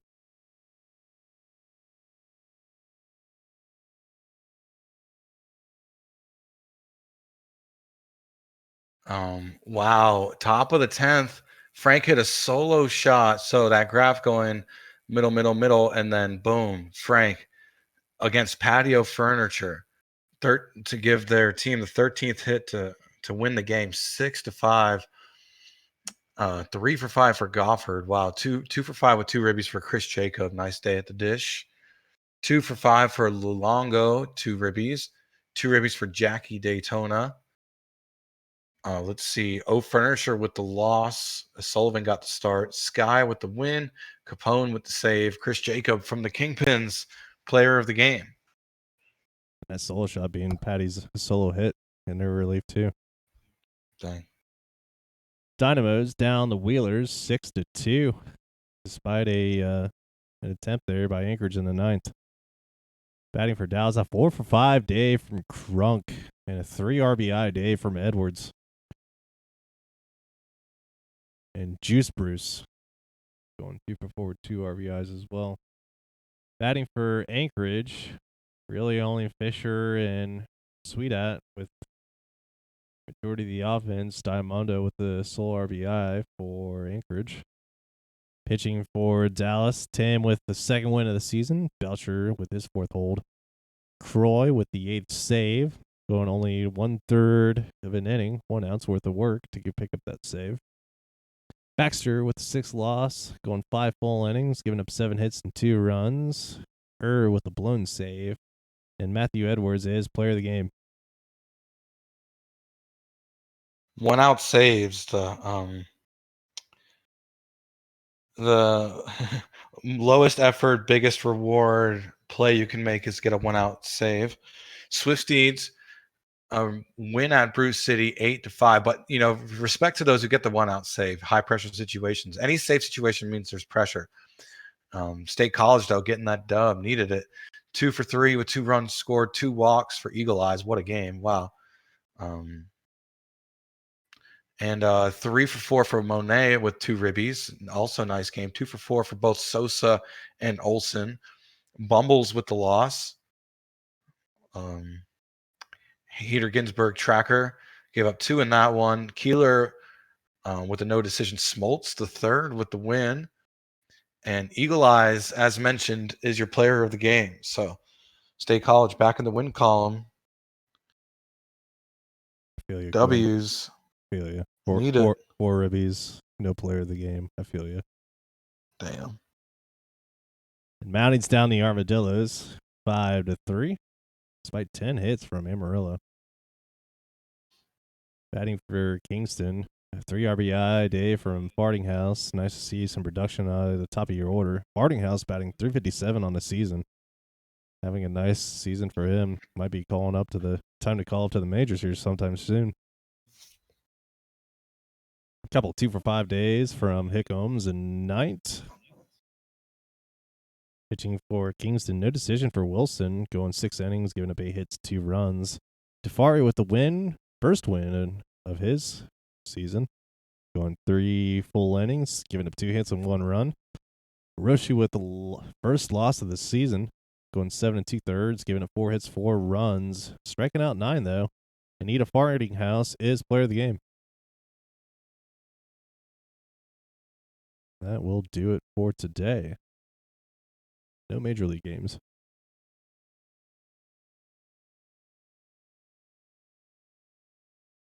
I love how yours has everything on one screen, like all the box scores. I wish I could tell you how. Me too. I wish that as well. What do we got for the 14th? 14th is a quick sim day. Nice. Confirmed that just now looking at it. Oh, we got a prime time after that. Yes. Some major league action on minor league night. Sacrilegious. Apex squelching the Supernova. All right, Apex squelching the Supernovas offense in a shutout win. Apex scoring runs. What is this? 12-3 on hits. 2 hits for all these players: Hood, Winston, Dover, and Slice. We got to check blue line at the bottom. We'll check that. Bogexu, Panda, Kane, the only hitters for the Supernovas. You need to calm down, getting the win. Wow, get a perfect in the run department. No runs given up. A complete team shutout. Maple in relief, also giving up nothing. Baxter with the loss. You need to calm down. No runs given up. 3 walks, 6 strikeouts. Beaver, player of the game, and blue line did not play, so we can't track his strikeouts. But 3 away from moving into 3rd all-time in PBE history. Demons downing Outer Banks 5-4, despite a couple of 2-run innings from Outer Banks. Ooh. Batting for OBX here. Dan Halen and Dub City being the majority of the production there with 2 RBIs each from them. Top of the order, Herrera going 2 for 4 with 2 RBIs for Detroit. 2 for 4 day from Ben Stacking Paper as well. Pitching for Outer Banks, Funk takes the loss, going 5 1/3, giving up 5 runs and 7 hits. Striker spin rate picks up the 7th win of the season, going 6 1/3, 4 hits, 3 runs, and Striker spin rates will be player of the game.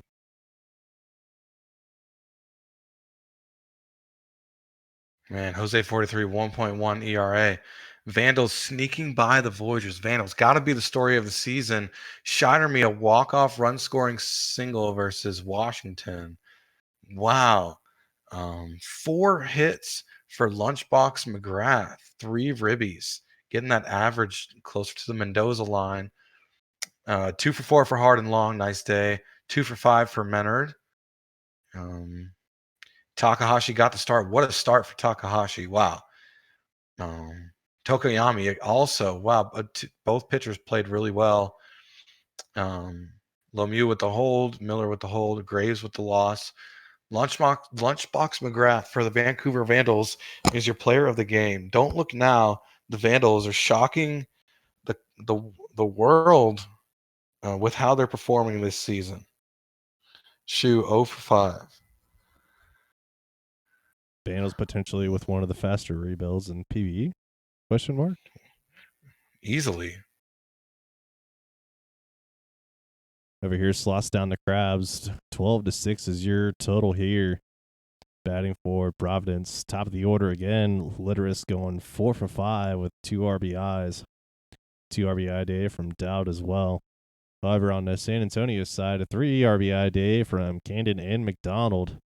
McDonald also going 2 for 3. Multi-hit game for the bottom of the order for San Antonio as well. Might want to start thinking about moving them up, despite their less than stellar batting average. They can continue that level of production. Pitching for Providence, Tachibana picks up his loss, starting only going 1 2/3, starting out, posting that 7.80 ERA. Rayner with the win, going 6 full innings, giving up 7 hits, giving up 3 runs. And Mike Litteris, player of the game. Michael Latoris. You got to get around the. You can't troll a troll. Speaking of, no, there's no trolling by Carter.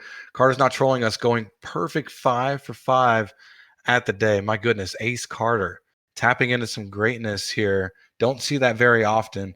5 for 5, 2 runs scored, getting that average up.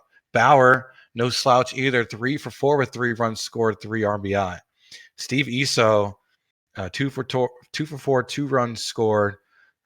Guys just getting it done at the plate. Pluto, 2 for 4 as well. Look at that Toros lineup. You got to speak on all these players because you got Lonnie Anderson, 3 for 5, 2 runs scored, 2 for 5 for Walrus, 2 ribbies. Wow, just a team win.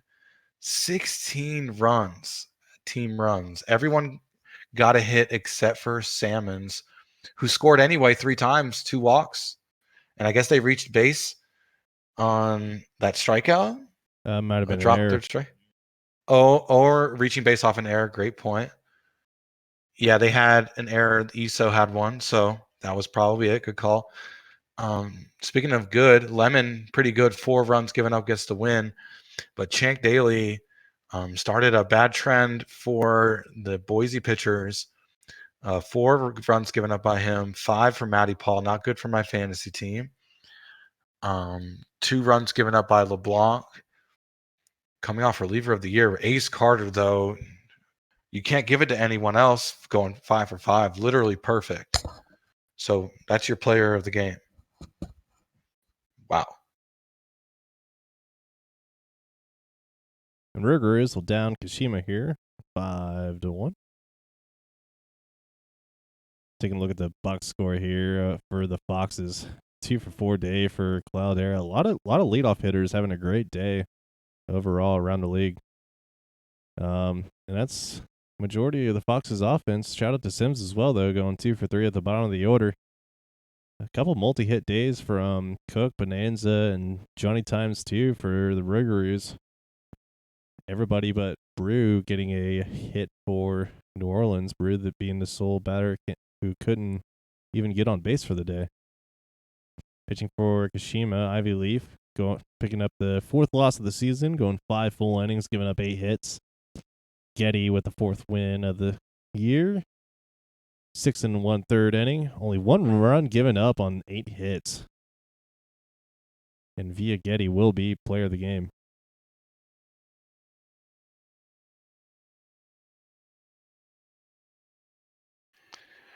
I was kidding in the chat, by the way. My fantasy team's absolutely not having a good year. Clutch hitting delivers the win for the Stars. 2-run single in the bottom of the 8th. Thomas Rose getting clutch at bat there. Did late in that one.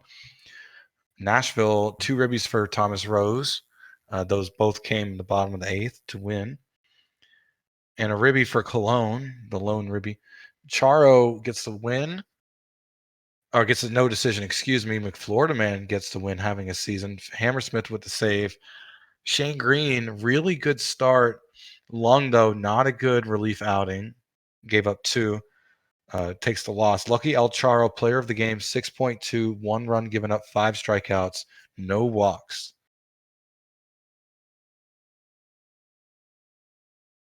Yeah, Ryan Rosers. Yeah, we're Ryan Rosers. Yeah, Ryan Rosers, Sneck, and Matty Paul all really tanking my fantasy team. I mean, can't be any worse than my fantasy team.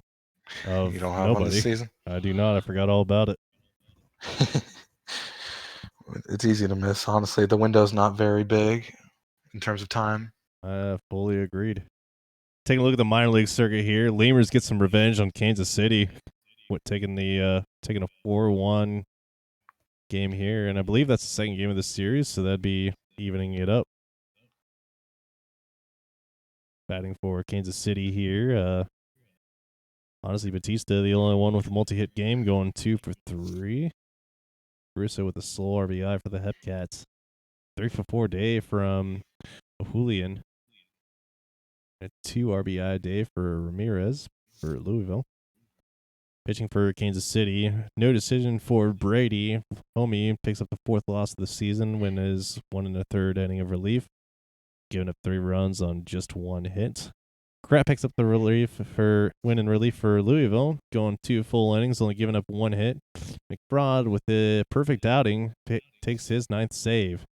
And Jack Brady, despite the no decision, is player of the game.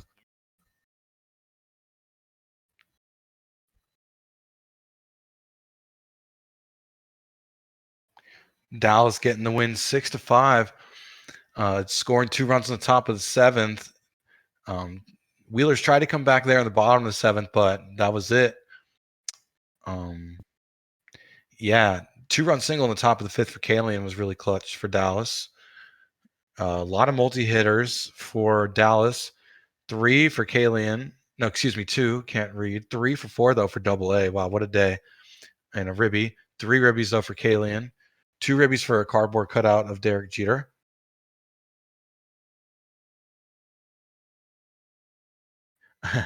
Dallas, I'm reading chat. Dallas with the win. Sanchez gets it as a pitcher. Barton with the hold. McDonald with the hold. Relief pitcher with the save. Velasquez with the loss. 5 pitchers used. AA, as mentioned, 3 for 4 day at the dish. Player of the game there. So Dallas back in the win column. Bears get their, I believe, first win of the stream over the Swifties, 4-3. Looks like a walk-off single against Jay Laurels there from Menard. Batting for State College, nice to see production out of the top of the lineup with Blammo going 2 for 4 and a hit from Ian Smith and Quinn. 3 RBIs from Quinn as well. Batting for Bruce City, a couple of 2 for 4 days there from Sosa and Fabian, as well as Fens with 2 RBIs to his credit. Laurels takes the loss in relief, getting up the 2 hits and 1, giving up the walk-off run. And they're relieving effort. Bone Jingle goes perfect in 2 innings, striking out 3, takes the win, and Sidaway.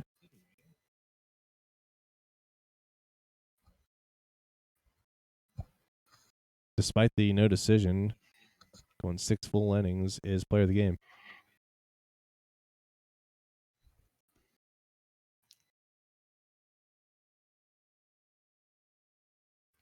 Grimes now 5-2 after subduing the Kingpins.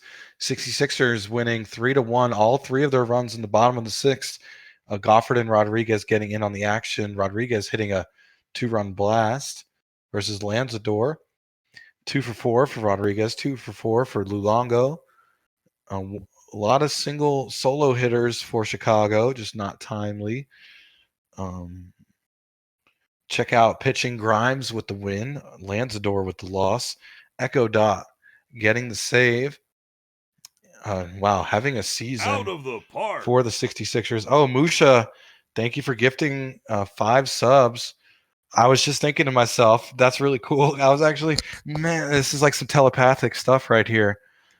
Because if you're American, we just all pretty much, if you filed a tax return in 2019, you just should have got your stimulus check. At least I know Floridians did. So I was thinking to myself, is someone going to throw their stimmy money at the league? Thank you so much, Musha. And thank you, Moosecott, for subscribing with your Prime subscription. If you do have Amazon Prime, you do get to use 1 per month. Your Prime subscription on any stream you want. So appreciate that, Moosecott. And BF Hiltz claiming 1 million. A lot of action there in the Twitch chat if you're with us right now. Grimes with the win, like I said. San Bernardino back in the win column. So now I know how to get action in the Twitch chat. 66ers just need to win. But Grimes, player of the game.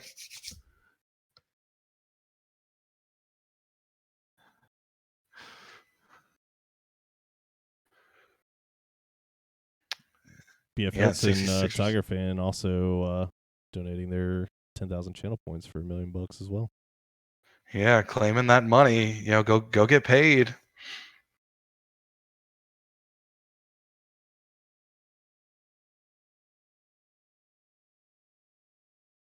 All right, last game of the day. Mounties take down the Armadillos 7-5. Off of some key hitting early on for Kingston. Huge upset for the Mounties as well. Batting wise, we got a 3 for 4 day there from Walker. 2 RBIs from Wally as well. Batting over for Amarillo. All 3 leadoff batters going 1 for 5. Not what you want to see if you're the Armadillos. Hopefully that doesn't turn into a trend. 3 for 4 day from Campbell. 3 RBI day from Shapiro as well. Pitching for Kingston, Master with his third win of the season, going 5-2. Hurds giving up 10 hits in his starting effort, though. Bro with the hold. Benson with his second save of the season. Freddie Huff takes the third loss for the Armadillos, going 4 1/3, giving up 8 hits, 6 runs, and 4 walks. Lucas Shapiro is player of the game.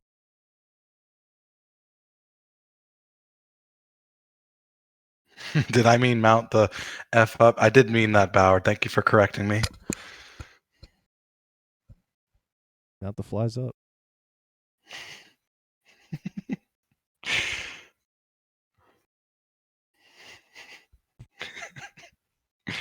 Shout out to Anthony Bauer, now retiring. So officially last season as a major league player. Definitely a sad day for all of us faithful to the PBE. So that's one retirement that we know about. Looks like Rune retiring as well. Sad day. And also, obviously, we knew about Colby K. We talked about him earlier. So a lot of sadness. And what do we got? We got a major league game. That's right. That's right. Major league game on minor league night, all because of that primetime game. Primetime Yes, 6. Quick look on paper here. It looks like this is going to be mostly in Boise's favor. Of course, Blue Line's retiring, but that's also one of those where I don't want to accept it. Like, I'm pretty much still in denial of Blue Line retiring. Don't think he should. Don't want to see that. Want to see him still come out of the pen. That's where he started his career. Fun fact. So want to see him ride that out a little longer, but sad to see. So what are you thinking for prediction wise? How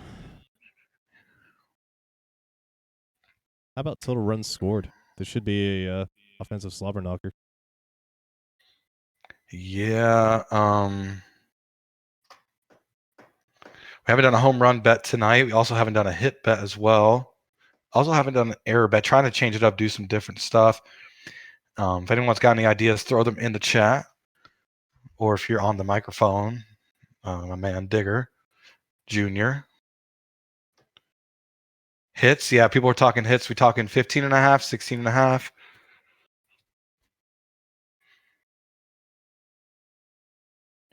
We'll go. Okay, we'll do hits. Easy to track. We'll go. What are you thinking? We'll run 15.5. That sounds pretty good. Yeah, I don't know. I don't know what I'm doing. Errors 1.5. We'll do that next game. Yeah, actually, good call by Monster Man. We'll do 16.5. Especially as you mentioned, both pitchers kind of getting dinged up this season so far. We'll go over under 16.5 hits. You got 1 minute starting now. Error 16.5. Yeah. Definitely not doing that. I'd be accused of channel point manipulation. Ooh, pitches would be a fun one to do one day. Ooh, I like that. Great suggestion by Lum, because easily trackable. Is that total pitches for the starter? Or? I think in the game thrown. Definitely a great number to throw at, for sure. Throw at us. Out of the park. Oh, D-Parm gifting subs. So our all-time bits donating leader is throwing around 5 subs. Thank you, D-Parm 420. 5 gifted subs. Sparky D giving the sub, our co-recruiting head. Him and Chess Sims. We got some stat info. We sure do. I'll go ahead and read those off while the predictions come on in here. Shout out to Johnny Quest and the stat info team. Sorry. You're good. Surprisingly, this is the first series between Boise and Cancun. The first time this season. Yeah, this will be the first time they faced off each other in the year of 2040. Boise has spread out most of their offense with 4 different hitters hitting 5 or more home runs and 7 batters hitting 5 or more doubles. There's that offensive firepower that Boise's bringing to the table. Cancun, however, has gotten a lot more offense out of their king base running, racing up a 6+6.0 base running rating. Good for 5th overall in the league. Boise as well are a team of demons, though, on the base path with a +7.4 rating. Good for 3rd best in the league. Hopefully we'll see a lot of good base running here today.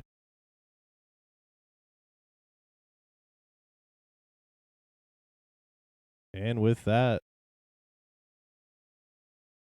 total of 2 predictions here because people have already predicted the overall winner of this. So there's TPE and channel points on the line. Which could be translated into TPE at some point with the training and equipment, but we digress. We got Finn Reese batting against Nacho Varga, who starts off with a base hit. Brings up Steve Esso with a runner on first. Will ground to that'll be a fielder's choice. Unable to turn 2, and Esso will try and steal second, and will not make the throw and will not make it to the base in time. The throw beats him out as McDevitt grounds into short for out number 3. Michael Fittenau batting against Jackson Waller. Hard hit, grounded to third, but nice stop there. Now be first out. Tilapia will line out to first, and Anthony Bauer strikes out looking. 1-2-3 inning for the Toros. Petra Sabor draws a 4-pitch walk. Jay Doctor pass ball. That'll be a fumble bumble there, and Petra Sabor will take advantage of it, standing on second. And Jay Doctor will draw the full count walk. Here's Johnny Pluto. Deep fly ball into left field. Back to the warning track and caught. Sabor thought about tissing that arm, but decides to hold up. Brings Kyson Boone with runners on first and second. Grounds out to third, but moves the runners up. Beauchamp gets this one into center field with a 2 RBI base hit. 2-0 Boise. Brings up Toot Bland. He will ground out to first. 2-0 lead for Boise here. And to the bottom of the second we go. 2-2 count for Ace Carter backing against Jackson Waller. Gets this one just past second base for a leadoff base hit.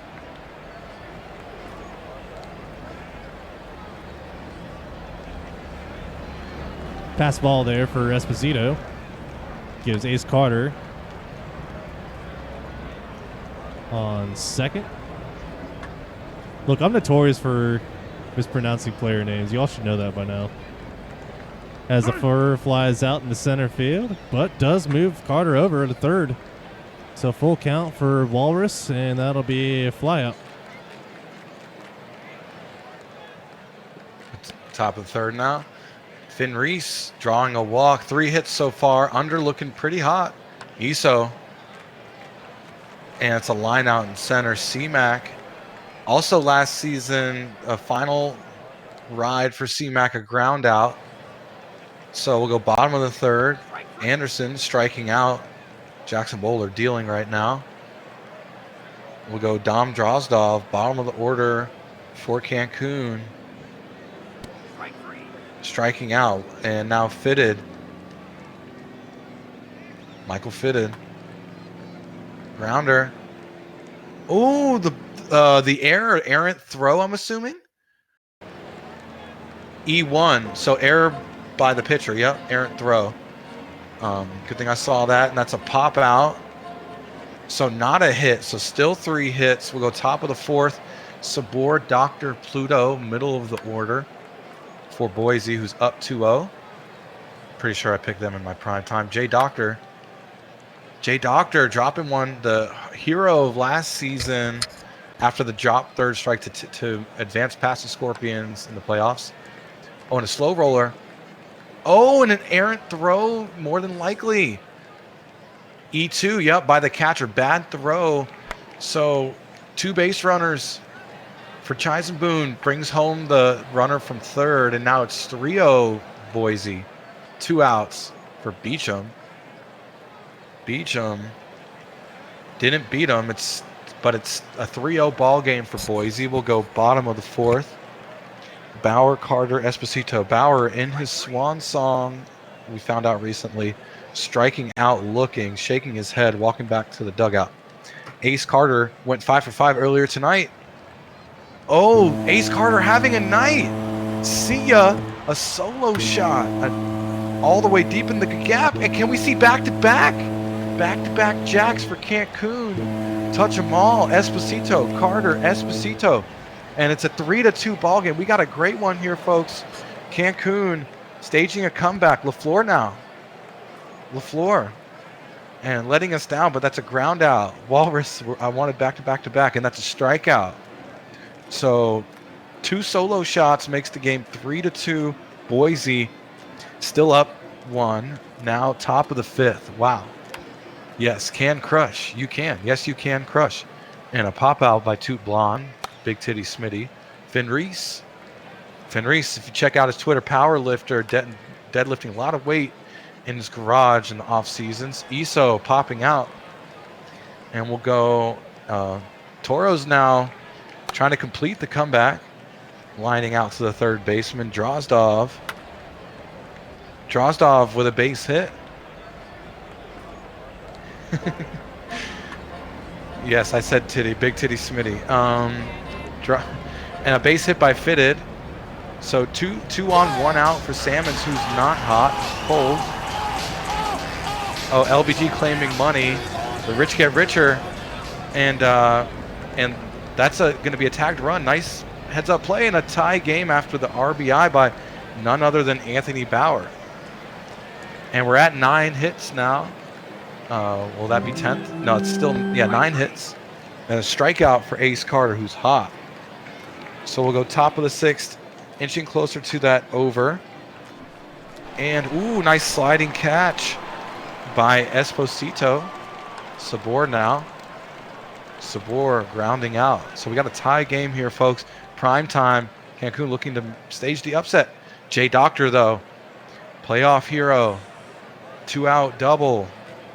Johnny Pluto. Pop up.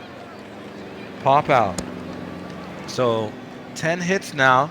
Inching closer to that over. Esposito grounding out, first baseman making the play. LaFleur. Fly ball. And a fly out. Walrus.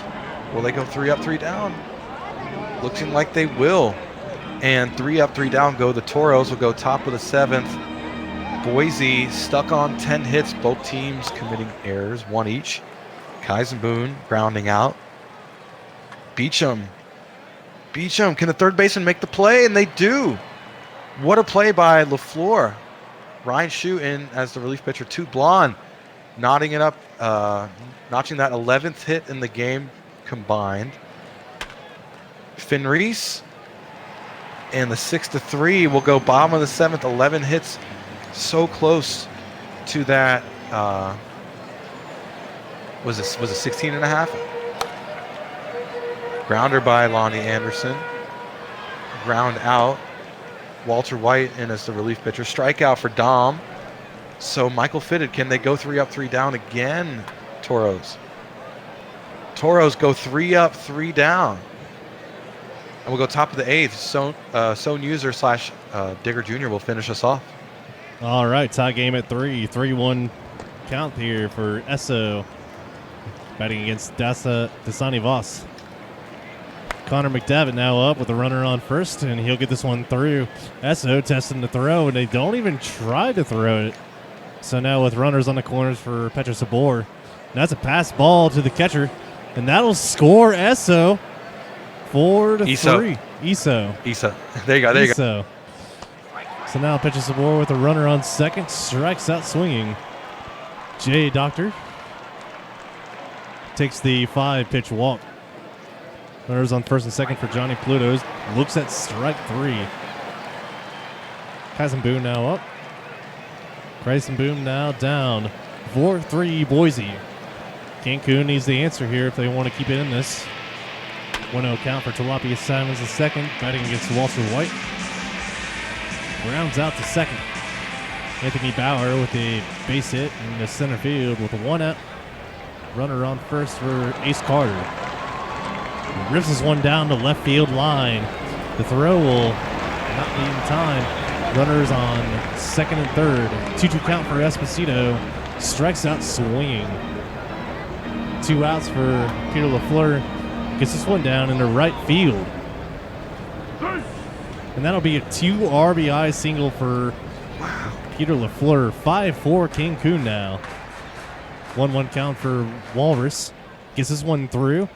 And LaFleur is thinking 2 bases, and he's got it. He's on One third. more hit.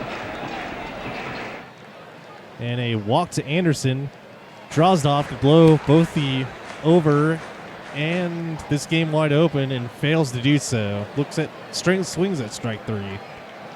Top of the 9th we go. Boise needs a hit or a run to keep going. Hit for the over. But a 4-pitch walk for Beecham. And Toot Bland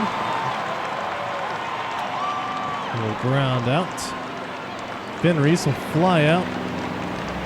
2 outs here for Iso. Fly ball into center field and caught. He got stuck at 16. What a win for the Toros. The upset win. A lot going on in this one. Toros getting the upset win for the primetime picks, ruining a lot of people's half-point TPE. And the over-under stuck at 16. The under hits. How often do you see that? I think I was flirting with 15.5. So, well, I'll score that under gang, getting the dub. Gonna score that. Wow. The upset on the prediction, 23% of bettors. Wow, what a game! Exciting. Yeah, and taking a look at the batting score here. Honestly, the only real offensive production for Boise is J Doctor there going 2 for 2. Drawing 2 walks as well, so on base 4 times for himself. Over on the Cancun side, we got a 3 for 4 day there from Mace Carter. Just barely missed that 4 for 4 day with a strikeout being his only blemish. Pitching wise, White picks up the loss, going 1 2/3 inning. LeBlanc takes his second blown save. Voss with the win in relief. Nick McDang picks up his 5th save. And Ace Carter yet again, player of the game. Dang, someone threw down, Buster Olney threw down 23,000 channel points. Aviators getting the win at Detroit. So Detroit versus everybody. Everybody won this time. That's fine, though. Demons still got more hits. A lot of multi-hit games for my Demons. 2 for Herrera Law Jr., Daniel B. with Mo Wills coming in to pinch hit, and Yell Nats. 2 for 4, 2 for 5 for Farley Hank, helping my fantasy team. Yeah, you love to see it. 3 for 4 for Dub City, getting dubs on the mound. Beaumont gets the win, 43 with the hold. God, 1.06 ERA. Ben Cotton with the save, Keegan. Kid Carsey taking a loss, having a not a good sim for Kid Carsey. But relievers did their job, giving up nothing in looks like 4 innings. Can't do math. No, yeah. And Dub City is your player of the game, as mentioned. Great day at the plate. OBX looking like contenders. And my Vandals dropping 1 to Voyagers, 2-1, thanks to 8th inning hit. Looks like a 8th inning walk, actually. Or no, sac fly hit. Sac Lodge trying to keep it alive, drawing a walk in the 9th, though. Batting for New York, we got a 2 for 5 day from Shu, 3 for 4 day from Hodge. Lead off for Vancouver, Shaderme going 2 for 4. And that's honestly the most of the offensive production for the Vandals.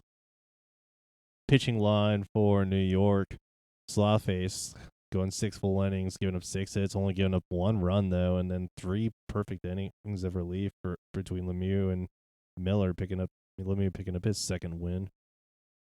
Man, takes the loss in relief, going 3 2/3, giving up 2 hits and 1 run. Joey Slawface takes player of the game.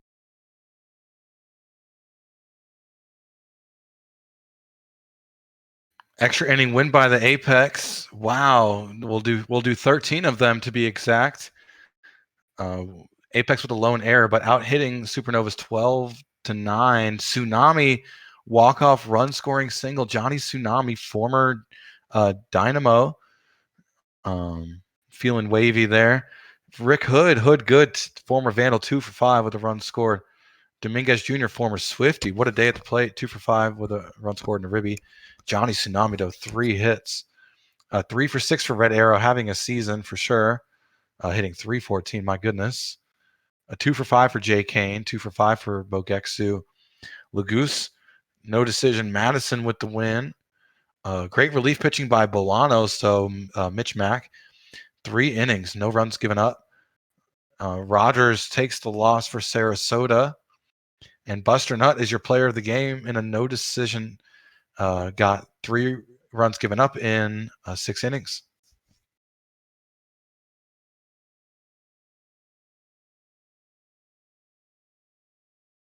Lost down the Crabs by a total of 9-1. Only 3 hits for Providence. And that will come from Latoris, Drachenberg, and Lemon. Batting over on the San Antonio side, 2 for 5 day there from Poe, getting a RBI. Another 2 for 5 day from McDonald as well. A couple of multi-hit days from Abbott and Kahn as well, with Kahn grabbing 4 RBIs for himself. Batting for Providence, or pitching for Providence, Casey takes the loss, giving up 7 hits and only 2 2/3 starting. Bullpen having to really bail out the Crabs here. Grier takes the win for San Antonio, only giving up 1 run in 8 full innings. And Billy Grier with that fantastic start will be player of the game. Greer. Billy Greer. I think that's a character from something. Scott Poe getting that on-base percentage up. Loving that. Ruger is loving this result. 6-1, 8 final score, 8-7 on hits. Bottom of the 6th, Bonanza hit a run-scoring triple. You may know him as the guy who got the game-winning the game-leading home run and extras in the top of the 13th. I don't remember.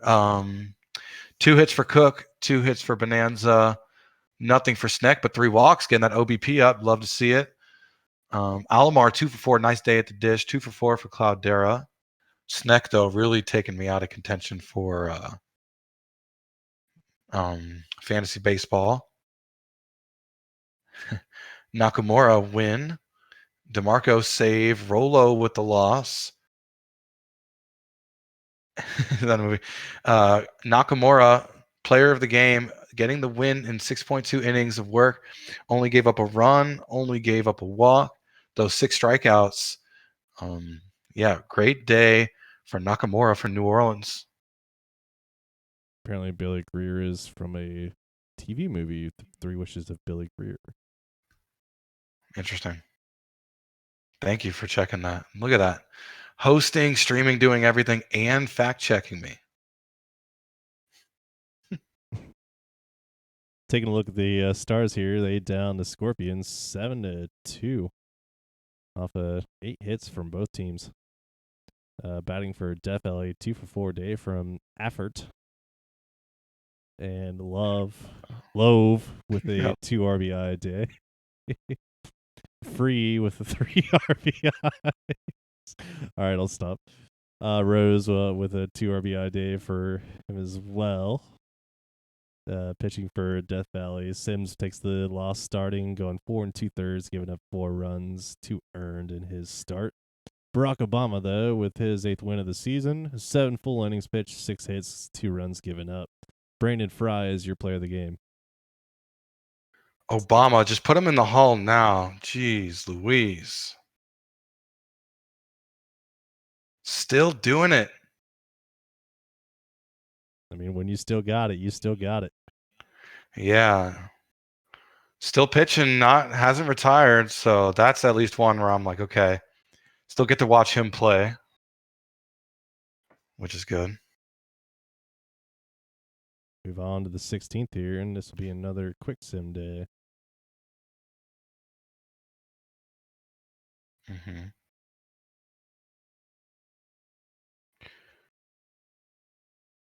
Supernovas losing by a run. Indy getting these 1-run wins. That's uncharacteristic. Last season, they struggled with 1-run losses, as did my Demons. Something Miss Obvious and I talked about a lot. 3 ribbies for Matt Giacomo, 2 for Dominguez Jr., the former Swiftie having a night. 3 for 5 Red Arrow. Wow. Put him in the MVP conversation. 3 runs scored. 30 RBI as a leadoff hitter. You don't really see that. You'd love to see it, though. 2 ribbies, though, for the Bogexu and Westfall, 2 and 3 hitters. Doug Dangley, speaking of Miss Obvious, gets the win. Nice day at the mound. Not bad. Pozo, no decision. McQuack with the loss. Chungus, nothing there. But Dion getting their second save. Michael Dion. Sir Dr. Javier Dominguez Jr., player of the game, former Swiftie, Swifties legend, champion as well. Nice little pitcher's duel there for OBX and Demons. However, OBX getting the 1-run win. I know you mentioned something about Detroit struggling with them one-run losses. Yeah, there you go. Over on the OBX side, only 5 total hits, with Gaius being the sole RBI for Outer Banks, and only 3 players on Detroit: Knox, DB, Danny B, and Stanley Yelnats getting a hit for Detroit. Complete game shutout for Walker Cato. Yeah, going 9 full innings, only giving up 3 hits and 1 walked, 4 total base runners for Walker Cato. Molly Mitchell, tough loss. 6 1/3, 4 hits, 1 run given up, banning 7. But Walker Cato, with that impressive outing, is player of the game. AW13, who's with us tonight, getting the better of my Demons. Thrilling walk-off win for the Vandals. Look at that graph all over the place, going into extras. Bottom of the 10th. Look at that. Vandals tying it up in the bottom of the 8th and then winning it 2 innings later off of a Lunchbox McGrath walk-off run-scoring single versus Washington. Vandals getting it done in all these different ways. Sessions getting that average above the Mendoza line. Love to see that's my boy Gringo. 2 for 5 for McGrath, getting that average up as well. Sam Andrews, the Rook, 2 for 4 with 2 ribbies. Speaking of 2 ribbies, RJ Menard, and 1 for Tom Shue. Nice day for Tom Shue, just having a season.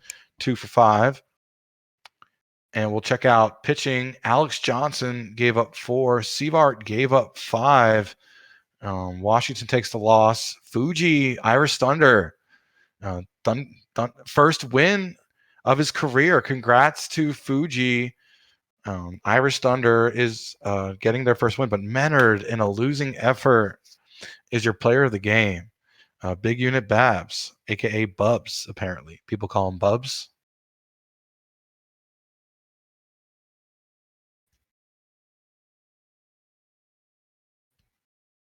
Over to the Wow.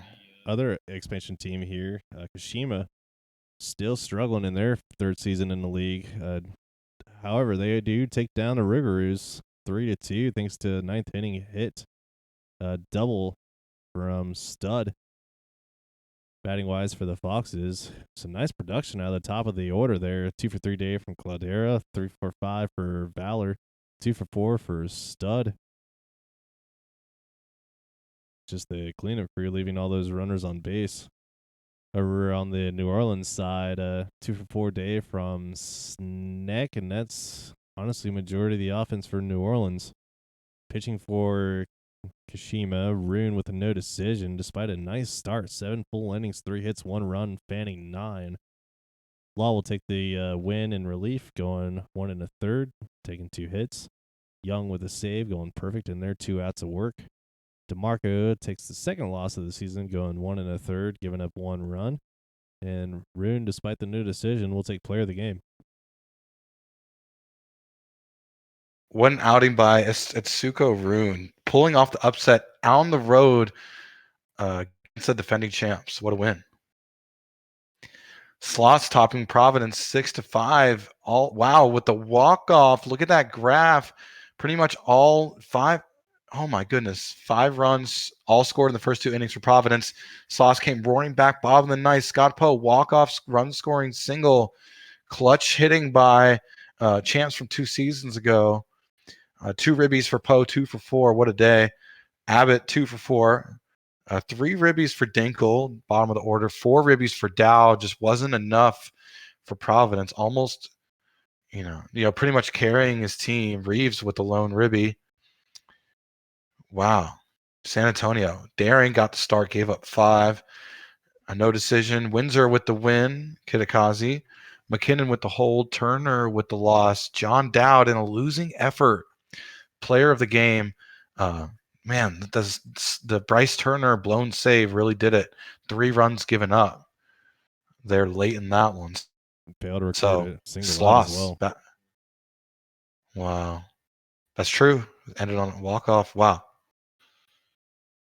Poe up to 16 homers. Love to see it. Raptors bounce back against Cancun in extras here, winning 3-1 total. Batting for the Raptors, multi-hit days from Issa, McDavitt, Sabor, and Kaisenboom. Over on the Cancun side, top of the order being majority of the offense here. Multi-hit gains from Bauer and Fitted with an RBI from Bauer, but that'll do it for Cancun's offense as well. Over on the pitching side, Lucas with a nice start gets the no decision though. 7 2/3, 6 hits and 1 run, fanning 5. Tato takes the win in relief, going 1 1/3, only surrendering 2 hits in his work. Castillo takes the loss, going 1 1/3, giving up 2 runs. Andrew Lucas is player of the game. Look at Bauer tying the Cancun record for doubles in a game with 3 in his final season. Big time players have big time moments. Losing effort though. Scorpions rallying. Wow. Look at that graph leaning towards Nashville, and then the top of the 8th, run scoring single off of blue line. We're going to go check his strikeout total of the game. 2 for 5 for Tanner Hotman. Stars offense erupting. 2 for 5 for Booswell. 2 for 4 for Meredith. 2 for 4 Munson. Svanberg 2 for 3. Scorpions 2 for 4 for Holden a Fart. Lefebvre, my Codenames League partner, 2 for 4 with 2 runs scored. Shout out to John for running that. John Stradamus. Cologne 2 ribbies. Alderson 2 ribbies there at the bottom of the Scorpions order. We'll check out Nashville pitching. No decision for TJ, not helping my fantasy team out. Blue line, though, getting the loss with no strikeouts, so still 3 away from moving into 3rd place. Lung with the win. Farnworth with the save, 6th on the season, 2-out save. And the Scorpions offense erupting and coming back in this game, but in a losing effort, Tanner Hotman is your player of the game.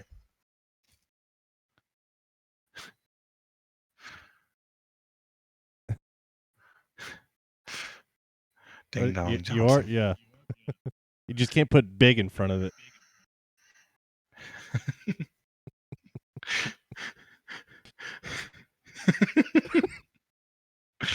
Yes.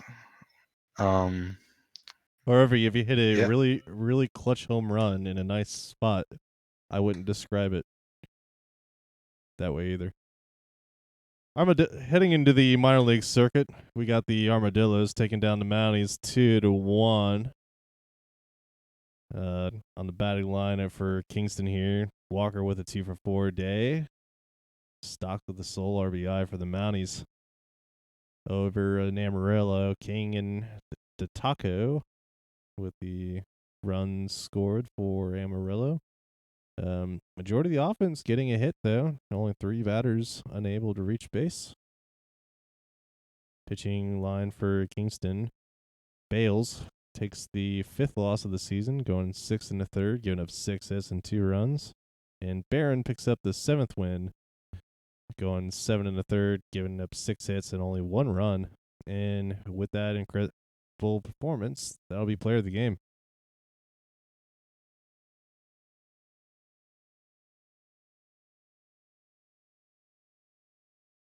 Wait, I don't think I ever scored the prediction. No, I did. Just kidding. Okay, good. Yeah. I don't know why I didn't see that. Hepcats getting the dub. Hep Dubs shutout dubs. Wow. Multi-hits for Dem Boys, Caruso, and Slokening. 2 for 4 for Poutine, Max Doe. We'll check out pitching. Crocodile with the loss. Bark Murley got the start, got the win. No runs given up. Reed with the hold. Focia with the save. Or Focia. Murley, no runs given up in 7 innings, 2 walks, 3 strikeouts. In 100 pitches, that's your player of the game for sure. Nice outing by Bark Murley.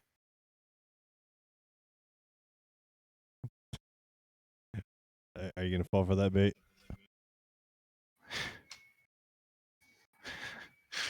Above average dongs. I mean, Dong from the Scorpions is definitely an above average player. Can somebody clip that? Swifties down Brew City 4-1, thanks to 13 hits from the Swifties. Batting line, top of the order there. Eyes and Quinn going 2 for 4. 2-hit day from Harwell, Hussey, and Gibson as well. Middle lineup there, scoring most of the RBIs for State College. Over in Bruce City, it's mostly the top of the lineup that's creating the production there. Lucas going 3 for 4 and drawing a walk. Pitching lines, Baldelli picks up the win starting, giving up 8 hits and 1 run in his starting effort. Thursday, just not having any luck on Thursdays, going 4 1/3, giving up 6 hits and 2 runs, picks up his 7th loss. And Nico Baldelli is player of the game.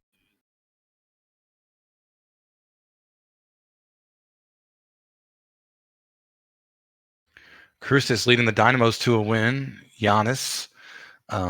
Anchorage had the graph of her a bit. Then the top of the 4th happened.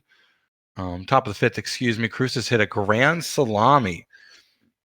First one I've seen tonight off of Mac. Probably your player of the game, Cruces. Wow, 3 for 5 with 5 ribbies. Be very shocked if someone else is. 2 for 5 for Diamundo. 2 for 5 for Cats Up. Wow. Yeah. Potter with the loss. Moon and with the win. Wheatfall with the hold. And checking player of the game. Tosin got to start the no decision. And yeah, I was right. Cruces, player of the game, Mr. Grand Salami. That'll do it. Looks like we got one more day left here. And we'll go back to the minors circuit here with San Bernardino at Dallas. 2 of the hotter teams here in the minor league circuit. So we're probably going to have some stat info. Shout out to Johnny Quest once again. Thinking about a prediction. What are you thinking? I think someone said home runs. We haven't done one tonight. We're going to do 2.5. Sure. Let's do it.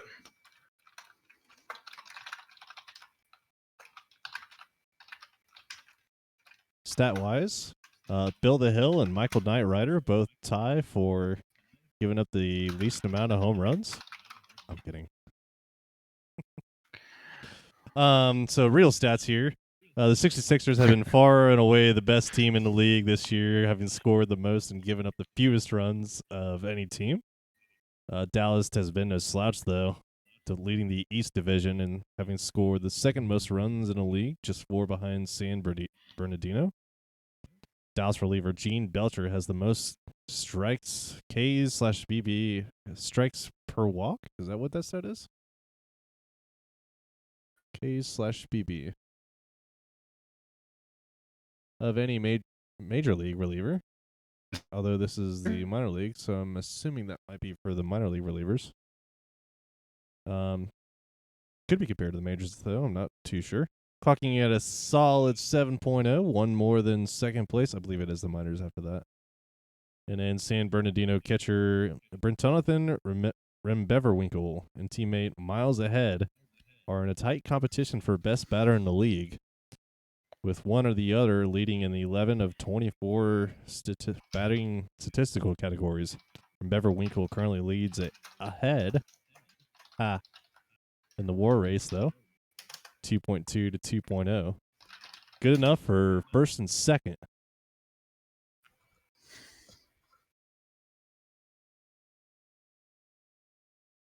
Wait, did we not do yesterday's box score for 66ers? What was it? It should have been 66ers Dallas. Kingpin. He's saying Kingpins. That's what Shu said from, I guess it was yesterday. Strange. I guess we missed it. I don't think we did. I don't remember seeing that matchup. Yeah, we skipped it. Shu said we skipped it. Sound sucks. You want to? You can hit cancel game. You don't have to start the game. You can, and then you can go to scores and yeah, there's a cancel game. Then you can go to scores. Go back to the 16th. There we go. Oh, I now I know how you do all scores. You hit the game menu and then you go to scores. Most of us go to that middle menu wherever the league is. That is so genius. I'm gonna check that with an offline file later if I could do that. But you see where it says MILPBE? Yeah. In the middle, they have their own score menu, and each league does. Wow! But there's a game scores. Awesome. So yeah, we'll check. Shout out to whoever showed me that, because that's definitely not something I learned on my own.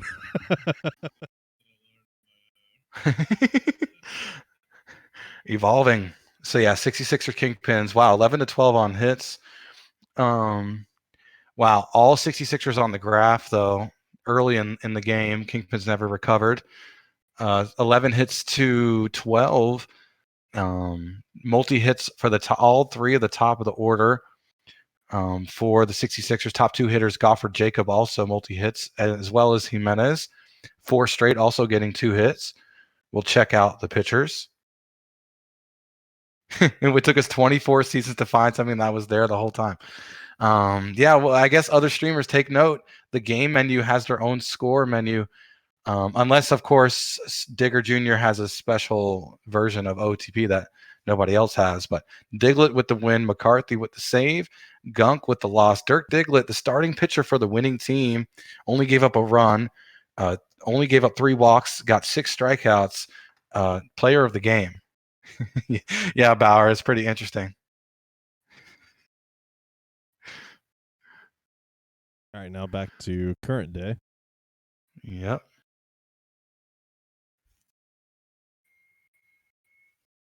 I'm taking a look at the lineups here. It's mostly in the 66ers' favor as well, with only the 5-hole going in favor of Dallas.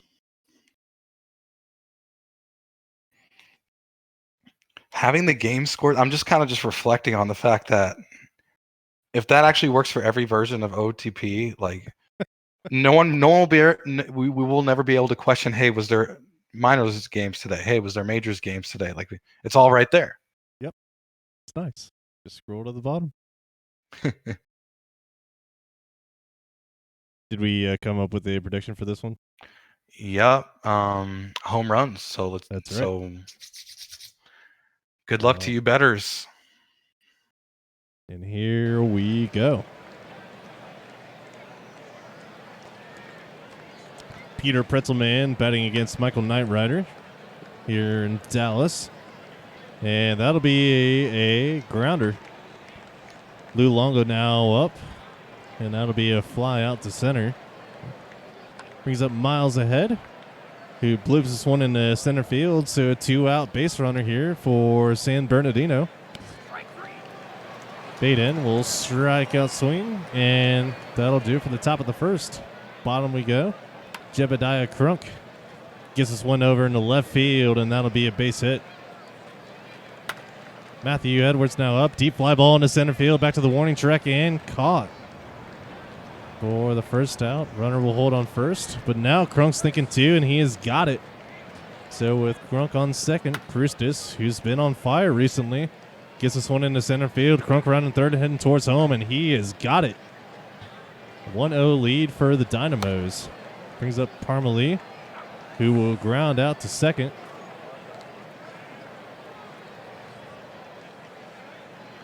And now to the top of the second we go. Rodriguez will strike out swinging. He's up Jackie Daytona, batting against Michael Knightrider. Bloops this one into center field. And Rembeverwinkle hits this one to short. I believe that is 6-4-3 double play. That'll be the bottom of the second we go. Brings up Killian, who will pop out. Batting against Bill the Hill. With a nice sliding catch in center field. Andrew Barry now up, strikes out swinging. And to the top of the third we go.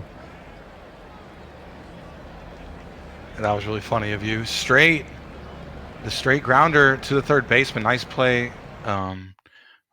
by Bodnar, and that's a base hit for Vanderbilt, Josh Vanderbilt. No homers in this one. Pretzelman with the strikeout. I kind of looked away for a second. Yep. There's no homers yet, right? Correct. Okay, cool. Luongo shutting me up real quick. We'll get our first homer of the game. That one off of the bat of Rabid. So it's 2-1 66ers, ground out by Miles Ahead. Luongo. Yeah, home run tracker in the chat. Thank you, Michael Lum. That's one. And strikeout from Bodnar.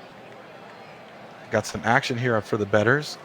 Hafner with a ground out. So 2 outs for Crunk. Ooh, getting beamed. Wow. Oh, and the stolen base, Crunk. Safe. Umpire says, the umpire. Oh, and that's a fly ball, but that will end the inning. So we'll go top of the fourth. It's 2-1. San Bernardino. And a strikeout. Bad and Bougie. Check out the PBE Women podcast. Bad and Bougie texts Walker. Ground out. Oh, excuse me.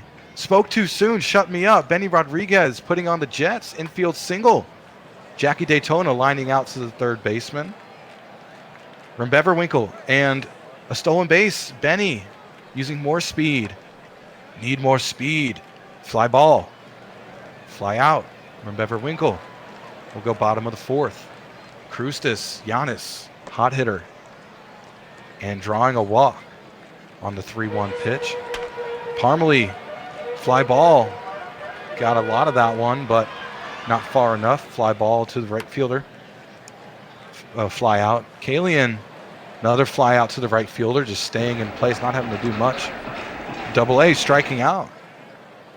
So we'll go back to the 66ers. Still only one homer in this one.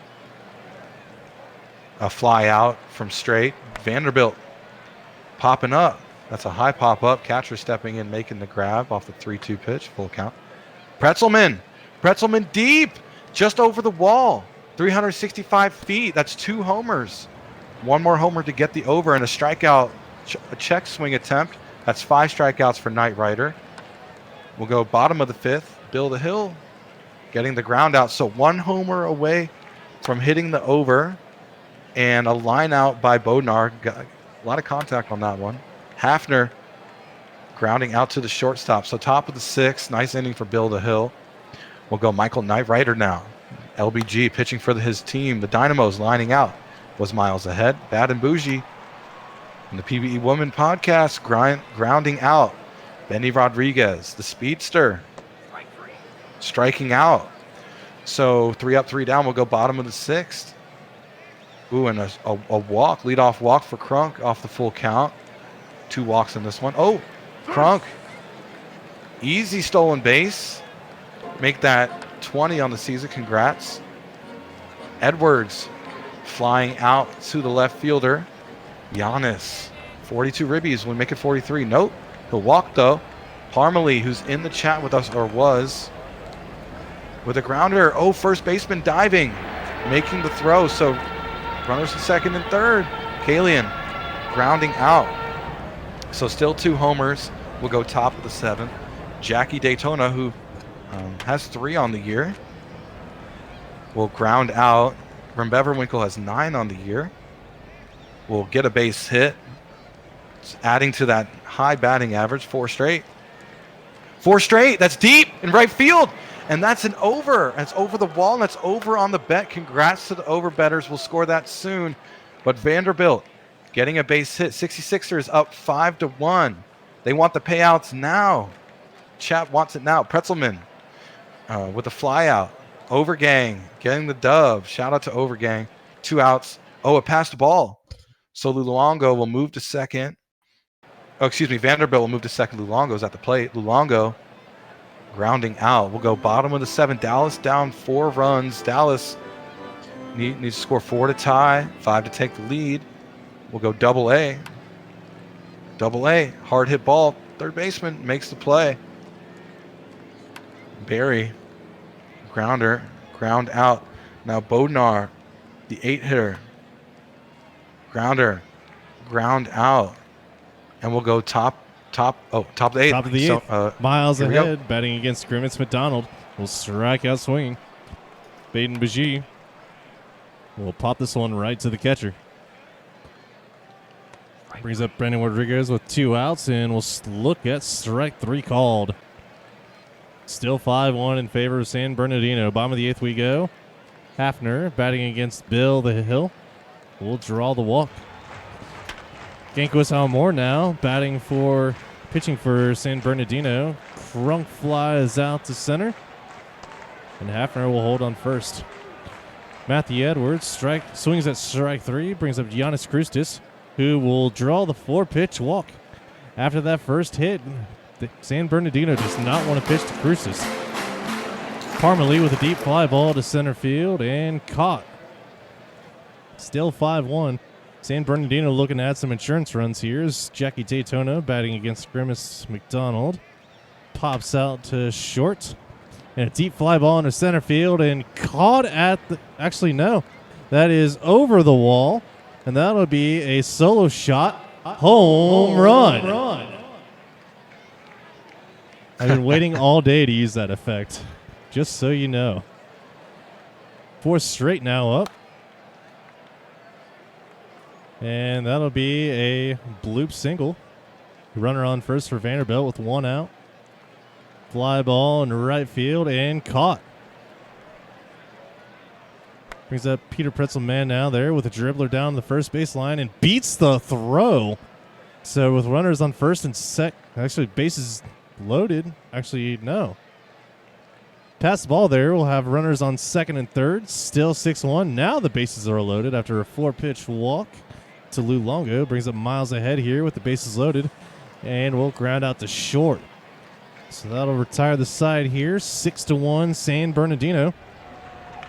Dallas Dynamos need 5 to keep playing here as Keelan will ground out to second. Double A. Gets this one past second base. And that'll be a runner on first for Andrew Berry, who flies out. Nice diving catch from Benny Rodriguez. Robs potentially a couple bases there, maybe even RBI. As Bodnar will look at strike 3 called, and that'll do it here for tonight in Dallas. 66ers down the Dynamos 6-1. Batting for San Bernardino, we got a 2 for 5 day there from Pretzelman with 1 RBI and 2 RBIs from Lou Longo and 4 straight. Over on Dallas side, Krustis, honestly the only guy getting a production, getting his 1 hit and then walking 3 times. 66ers showing that you got to have more than 1 hot hitter to do any damage in this game. Bill the Hill takes the win. It's going 7 full innings, giving up 2 hits, 1 run. Michael Knightrider with the loss, going 6 1/3, 7 hits, 4 runs. And Bill the Hill, player of the game.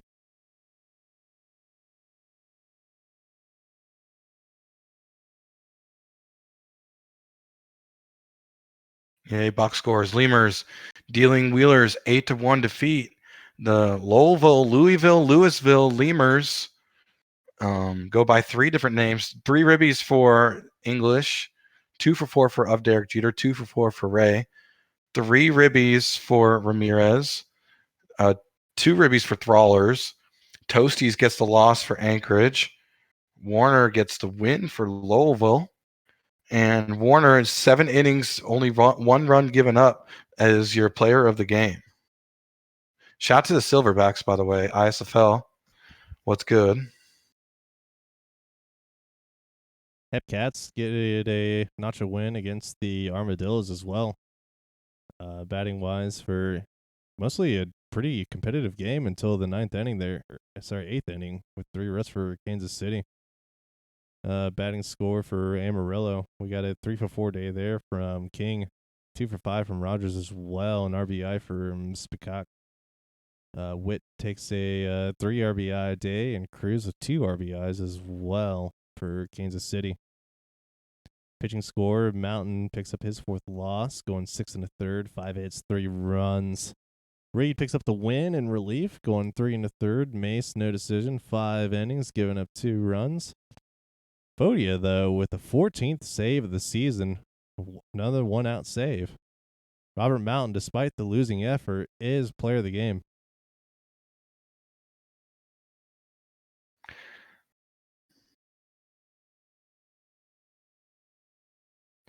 Kingpin's doubling up the Swifties 6-3. Swifties down bad, 18 and 28 now. Kingpin's 2 games above 500. Really good organization. 2 ribbies for Gofford, 1 ribby for Picone, Jimenez, and Frank. A ribby for Eagle Eyes and Jody Groundball. Jody Groundball having a season. 2 for 5. A lot of controversy in the offseason.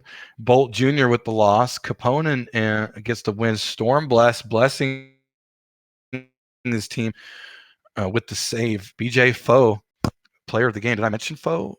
You can just scroll up. BJ Foe. Oh, the 9-hitter for the Swifties hiding down there at the bottom of the order. Maybe Beaver should move Foe up, but 3 for 3 with 2 runs scored and a walk. So as pretty much as good as it gets at the plate. Maybe they're going with that Chicago strategy of putting your best hitter in the 9-hole. Yeah, could be that. And finally, we got the Mounties downing Bruce City 9-6 off of 14 hits from Kingston. And honestly, after the 4th inning, the game was kind of over at that point after an 8-5 lead for Kingston. Batting for Bruce City there, we got a 2 for 4 day from Klukas as well as Sosa. Perfect 2 for 2 day from Defense, drawing 2 walks as well. 2 for 4 day from Menard with 3 RBIs. However, it's on the other side that's more impressive. Boss Jr., 3 for 4 with 4 RBIs and a 2 RBIs day from Stockton Fartinghouse as well. 1 through 4 hitters definitely doing work for Kingston. Pitching at the Igloo, taking the 7th loss in the season, going 3 2/3 in their start.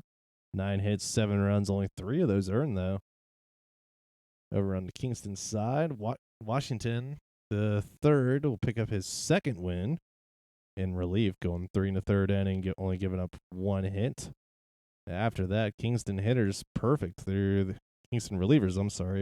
Perfect through their work. Defari with their 4th hold, Walrus with his 1st hold, Benson with 3rd save of the year. Nita Fartinghouse is player of the game.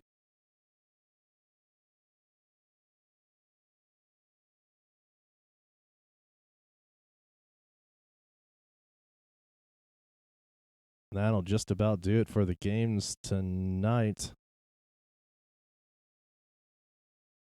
And make sure. Lost connection for a bit, but I'm back. Sorry about that. All good.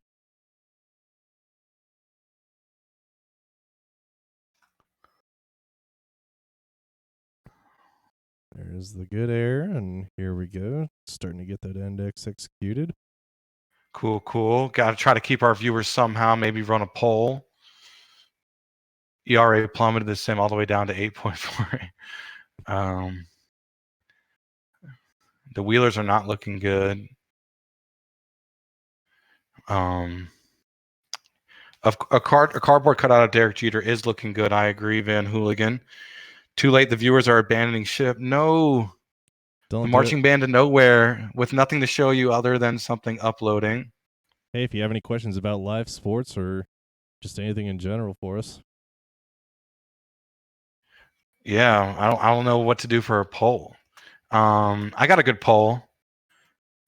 Which is the better Major League division this season? Everyone's going to go West, but I'm only going to allow 1 vote. We're not going to allow additional votes. The East has been pretty good this season. West is always good. Going to do a quick poll, see who do you think is better this season? 2 minutes, West or East in the majors? I mean, West is probably going to win this. Yeah, but the Rugers are the defending champs, right?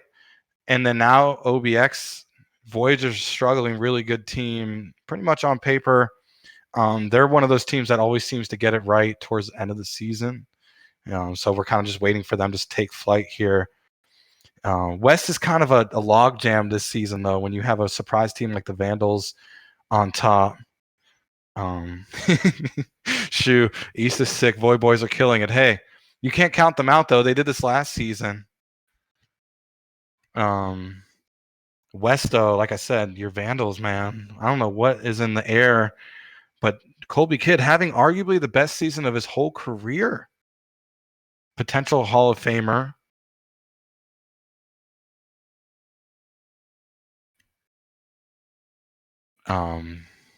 The thing with the West, though, is you got the kind of the slots, I think, either outside looking in or barely inside. Yeah, that recency bias is going to definitely dominate because having the Sloths and Scorpions combined for 3 of the last 4 championships. Mm-hmm. Yeah. It's just crazy. Like, you see a team like the Vandals, one of the lower TPE teams in the league. How the sim last season, Sarasota had that similar start where they were kind of low in TPE and then all of a sudden teetered off into oblivion as the season went on and ended up being one of the worst teams in the league. Vandals, it's pretty deep. We're hitting halfway after Saturday. So Saturday, if you tune in, you'll see the sim will select the all-stars for both the majors and the minors. And so we're going to hit halfway after Saturday, and the Vandals still up there. Pretty impressive for sure. So the poll, West won the poll. It's like maybe Chad's looking for a division shakeup. Although I'm sure you probably can't comment on anything like that either. I mean, we can comment on the fact that expansion committee is going through their recommendations. We probably want that soon in terms of, so expansion committee always gives recommendations on how the league should be structured post expansion. Doesn't mean head office has to marry those ideas, but it is pretty nice for head office to be able to look through, basically somebody else doing your homework for you. So should be interesting what we do once we hit 16. A lot of options. I think the popular one is 4 divisions with 4 teams each. But then from there, like, how do you structure who's in which, conference? How do you structure who's in which division, most importantly? So never really had that before. I've always had 2 divisions. And that should be interesting to see what teams are in which division. Honestly, I kind of would love to stream the live reveal of the divisions. I think that will be something that people want to see. Maybe do like a little video or PowerPoint, something to kind of get the people buzzing. Yeah, Van Hooligan saying do a live stream. 8 divisions, 2 teams in each. Just each division winner just goes. That would be, honestly, let's see what chat thinks. How should we structure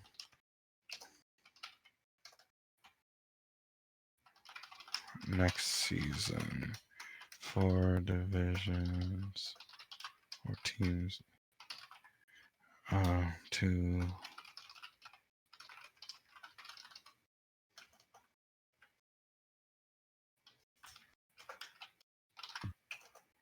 Two conferences. 18.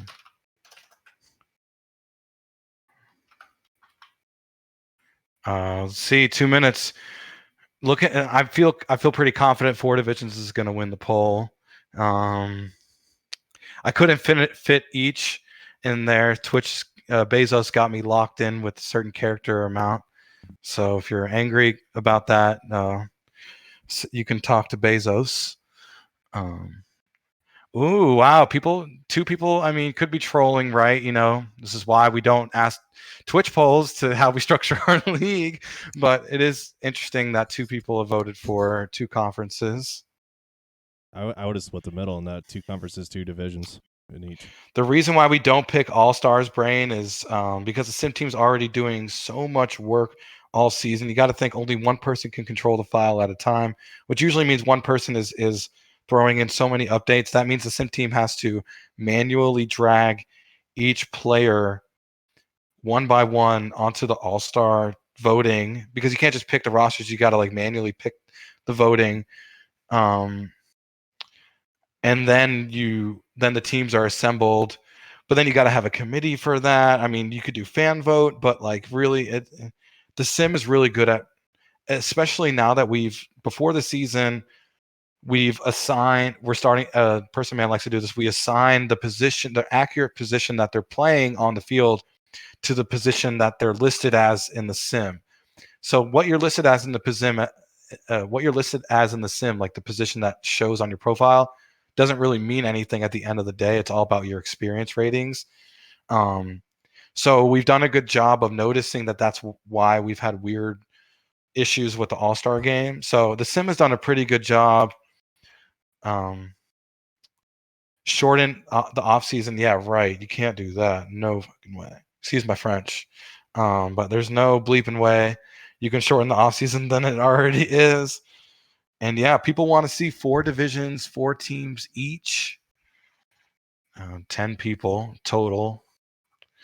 So yeah, that's pretty popular. A lot of pressure now on the expansion committee to make that recommendation. What would you rather see, Digger Jr.? Why not both? Why not let the sim have their quote unquote official All-Star game, and then we can recognize whoever wins the fan vote. For each position? Yeah, you just do it through like an Excel file or a Sheets file. So we can do a home run derby. We actually been talking about it. We actually, may discuss it because the sim, so you can't watch it. That's why we kind of just don't do it. You kind of just click, because if you want to actually watch it, you have to actually control it. So it'd be good for the casino purposes to see who can win the home run derby. Maybe something we could talk about. After that gets decided on Saturday, we could do a quick casino pick on that. Stay tuned. I'll talk to Beaver about that. Yeah, so you can't watch the home run derby. Maybe OTP 22, that'll be a feature they add in, is to, when you simulate it, you get to watch it as opposed to just straight up skipping it.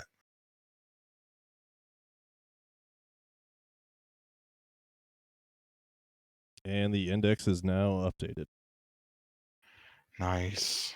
I want to see my ERA. I think it dropped.